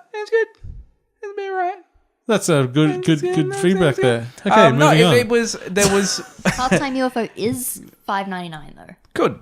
Yeah, I'm interested. Good. I'm You gonna buy probably it get and it. you can own it. I Yes. like it. Oh, but there's a lot of loot boxes. Grumble, grumble. Just to be clear, there are no loot boxes to my knowledge. Okay, in Part-Time good. UFO. Let's have a look. yeah. If there's any microtransactions at all. Oh god, that's something we can talk about after this. Yeah. Continue. None. Yeah. So I didn't know what really to expect from the Discovery Tour. Them titties to be censored. That's I know what. that they have censored some things, but I wasn't sure like how polished it'd be, like what the actual what you'd be doing in it. Yeah. And they've really thought of that. Like it doesn't feel like a throwaway feature they've put in there. So you load it up and it's like you're not whatever the name of the assassin is. You're someone else. Bayek. You're not Bayek, yeah. You're his girlfriend or something. Anyway, it doesn't matter. You can be all sorts of I'm sure- avatars, can't you? Like I'm you not can be sure. Cleopatra and stuff. maybe from you what- can. You can even be a modern person just walking around. Maybe there's an option there to change your model. I don't know. I believe there is. It wouldn't surprise me if there was. And so what it does is it puts you basically around all these points of interest. Yeah. And you'll start off right next to it, and you'll walk up to it, and it's like, oh, this will teach you about the founding of Alexandria. I'm like, okay, cool. And it's like, it'll take about 6 minutes. I'm like, oh, well, that's nice to know. Yeah. Like, oh, okay, I'll give you 6 minutes of my time video game. And then, you just walk from kind of node to node. It tends to be in a fairly small area. And while you're doing it, there's like this nice narration telling you what's going on. And they give you like pictures and things to look at. So if they're talking about like, here's like, whatever, like an island where they built something or other, it'd be like, here's an actual picture of, what they did. So what and was things this like that. again? This is Assassin's Creed Origins Discovery Tour. It's an edutainment version of Assassin's Creed with none of the combat. No. This is Assassin's Creed, where they've stripped out the game. It's not and have nothing but the history. Yes, That's really so cool. it's free DLC, but I'm not sure if it's available yet. But it's also you could just buy it as its own standalone thing. So potentially the schools could buy it. Yeah, that's really cool. And it really highlights the level of homework they have done for this game. And does it humble brag about the pyramid thing? No. But what? should, But since you're not aware of it, the scandal with it is just that while in the main game it's all represented fine, all of the famous statues suddenly have clamshells over all the breasts and genitals. That's a bit, which seems, I mean, unfair. And even with people's in a desert. even with people's some area of the world's problems with nudity, generally ancient artworks get a bit of a pass. Away with it, Yeah, I don't remember any books on ancient art in primary school bothering to cover up the boobs. When I go to the museum, they don't cover it up for me. They don't cover up that T-Rex's balls, that's for sure. No, they're just there hanging. Yeah. I saw this dog this morning. So many feathers on them. It's like we're going from the testicles. But yes, keep going. It just had the biggest balls. Just sitting there. Just everywhere. How feathery were they? It was a dog. Did you know that dogs evolved from birds? You've just been listening to too much dinosaur propaganda. I give up with you. I rewatched Lost World not Lost World, Jurassic World the other day. Yeah, how was it? The movie's fucking terrible. Yeah, okay. Oh no, that's too rough. It's bad. I remember liking it all right. You were wrong. Okay. It had Real dinosaurs dumb. in it. Real dumb. Watch the first Jurassic Park again. Real good? That is pretty a good. film. Pretty good movie. It's not without its flaws, but the things that are good are so memorable and so good. Wouldn't mind Jurassic Park Discovery Tour. It's true. It's actually pretty cool. They do actually have dinosaurs in the dinosaur park. They don't have Richard Attenborough. No. But they could get David Attenborough to do it. Close-ish. Oh. David has the best voice. Sorry, I was trying to remember something. I just like how you just. I was making a joke over David Attenborough. I was trying to remember a joke about David Attenborough. I think we were just joking about him like narrating like left-hard cucks or something. And here you can say, no. We were talking about alpha theory and how it's wrong. It's like, and then we said, oh no, and we all know the wolves really subscribe to the beta cuck theory. And it's like, Richard, it's like, here comes the beta cuck wolf with his copy of the New York Post on the hand. I'm like, I don't think he'd get into that kind of humor. Because he did the Ibis stuff. Oh yeah, did he actually do something? I'm pretty sure that was him. Sure? It certainly sounded like. Did he call it a bin chicken? Yeah. Well, then that's all that matters. I'm fairly sure that was David Attenborough from that clip. You look it up later, Amy. Look it up later. She likes her research friend. Yes. Please. Anyway, Assassin's Creed. All right. Beg into the microphone. Yeah. Please. Yeah, go on. See, now people know you're begging. Yeah. I would say if you have a kid, or even you are mildly interested in what ancient if I Egypt, don't know if I have a kid, but it's possible? Probably still. Do you like ancient Egypt? That's all right. I like Encarta. Yeah. Yeah, it feels a little bit like that actually, because you've got like all the sexes are available, and it's like, what do you want to learn about? And I look through this thing, I'm like, beer and bread. Okay, learn about beer and bread. Do it. That's cool. And they just teleports you to it and gives you a little area, and it's like, all right, we're just gonna walk around. It's gonna take 5 minutes. What if they did one more version of this, but it had Mrs. Frizzle? That would be good too. Yeah. The narrator's pretty good. Like, he does a good job. And it's not always a guy, sometimes it's a girl. Do a good job. But yeah, I thought that it'd just be this really kind of half-assed thing they kind of put on the side. But no, it's like really well thought out. Yes, Amy, your hand's raised? It isn't done by David Attenborough. Oh, okay. Well, whoever did it. Chicken. Whoever did it did a really good... What a beta cuck. Did a really good Attenborough voice, because I totally was convinced it was him. Me too. Yeah. I just thought of it right now. Yeah. So in some news, now we know. So as loot boxes get crazier and crazier in the US, with people wanting to investigate legislation and such and have big national conversations, ESRB has decided to take action. Which is nothing?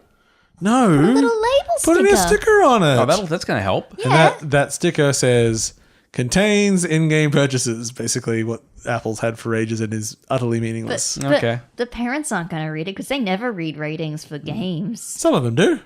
Really? Yeah. I mean, yes, literally some people do Yeah. and some people don't. I mean, it's good. A video game. You know, It's for kids. If I am in a store and I'm buying it and I'm seeing this thing costs $80 and I see a sticker on it that says, and in-game purchases. No thanks. But it doesn't differentiate between, say, I'm going to buy an expansion pack. Versus I'm going to okay. put $400 into loot boxes. Into loot boxes, Yeah. yeah. It's like it has ongoing, ongoing Purchases. Yeah. like randomized purchases. You almost something want to like know that. the content in the game is locked behind random purchases. Yeah. But yeah, that was just a brief note on the Yeah. ESRB continuing to fail to properly defend themselves. So when this comes down, they will still be fucked. Yeah. Because it will come Hooray! down. It will come down. I feel like it has hit a bit of a turning point. Yes. We Yes. just need some more kids buying too much stuff with their parents' credit card. That always does a stuff. bit of this. Yes, or maybe Trump's having his summit with video game industry soon, which I don't know if they've been told yet, but last time no one from the video game industry had been contacted about such summit, but it was happening. Nice.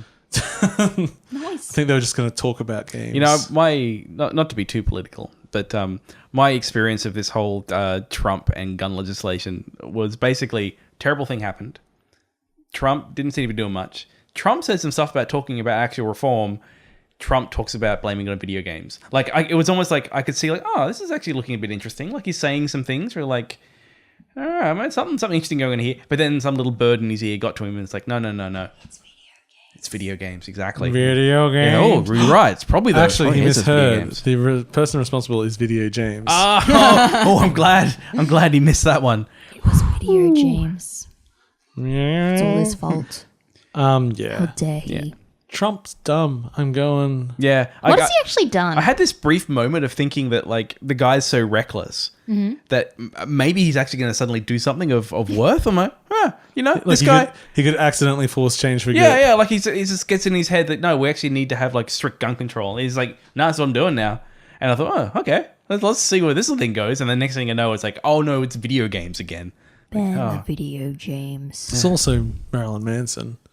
He didn't say Yeah. that, but I wouldn't be surprised. Ben the Mall. So, anything else we have to talk about? Not really. Nah. I'm done. I've ranted about Xenoblade and my love-hate relationship with it. You weird. Oh, mine's hate, love, hate. Yeah. Love-hate. Meh. Blah-da-da-da. On and on and on. Okay, well that brings us to the Oscars happened. Oh yeah. They gave Well, some Shape of awards to Water some did games. quite well. I mean, to some movies. I thought we were going to get out of this without talking about movies at all. We talked about movies several times. So Yeah, far. but not that much. Oh, good. Let's talk about some movies. What did I watch recently? Oh, saw Aladdin. It's not a movie. Oh yeah, But yeah. I saw it. Did we both see it at the theater? Did we? we did. I want to see it. I got an Uber to see Aladdin, and it was a African man took me there, and he had quite a thick accent. And while telling him But about what accent? look, Africa is a huge place, and me just saying African man is deeply offensive. Yeah. Oh, well, see, I wasn't so racist to think it would be an African accent. I thought maybe he was Dutch. Well, because I didn't want to explicitly ask. I never really much like asking like, oh, where are you from? Because it's making the assumption that you're not from Australia. yeah, it always just answer Anala. Yeah, yeah. So I didn't actually ask explicitly where he's from. He's a very, very nice guy. I had a good chat. But when I said, okay, I'm going to see Aladdin, he's like, I really want to see Aladdin. I'm like, ooh, Aladdin. I haven't actually heard it pronounced as Aladdin before. He actually just has something stuck in his throat. But And now you're just showing your it inherent got racism me again. thinking like, oh, is that actually like closer to the like The the traditional traditional Aladdin. pronunciation of like Aladdin? And the only reason we say Aladdin is because that's just what Disney said. But given the region, Aladdin, it's more fun to say, and it might be like the more traditional pronunciation of the name. I don't know. Or maybe you're I just white. just want to call it Aladdin. It's fun to say. Say it. Say it, Paul. James. Aladdin. No, James. Yes, Maybe you're just white. I'm very white. You are I'm pretty white. Very white. And your Maybe shirt's that's just white. what it is. It is. Yeah. Mine is too-ish. Aladdin sure was a musical that I saw. I enjoyed it. I want to see it. I give it a C. I'll give it C. Oh, you didn't like it? No, C is pass. I guess. It has a scene where a bunch of characters go and murder a bunch of people, and then in the next scene they're being said, but they did nothing wrong. Yeah. You literally Yeah. stabbed 3 people with 1 sword in a move. So I knew. They added way more murder than... Yeah, I did find out before I went in that there were new songs. I'm glad that I knew. Oh, I mean, there were I new- would just expect that. Yeah, because there aren't that many songs in Aladdin. So okay, and I guess they need to add some new songs for that live action movie that's coming up. What? Gotta get them. Yeah, they're remaking everything. Yeah. So now they have more songs to go Because in. people, But I don't like those dark remakes. Well, they're not dark remakes. it's a None of very- them have been dark so far. Well, they're just dark remakes. coloured, like as in They're dark not lighting. cartoons. Yes. Yes. Well, I did think Jungle Book and Beauty and the Beast were both shit. So Yeah. I actually didn't see Jungle Book. Beauty and the Beast was alright. no, Enjoyed it. Okay. Remember that Cinderella happened as well? I think that might be true. But I don't have the wherewithal to prove you right or wrong. I do.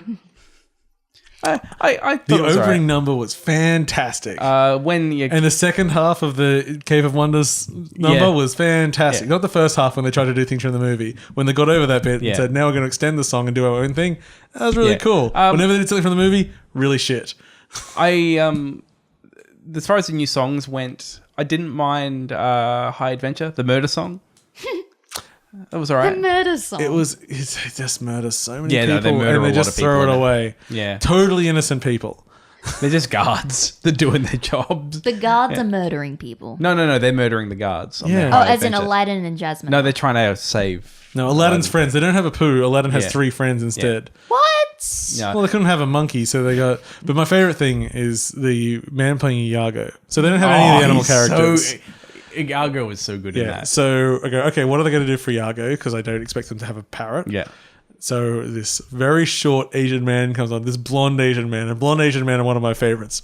And he comes up, I go, so what's he going to talk like? Like and Gilbert he Gottfried. He does a full Gilbert Gottfried The impression. whole- It's like, oh, Jafar!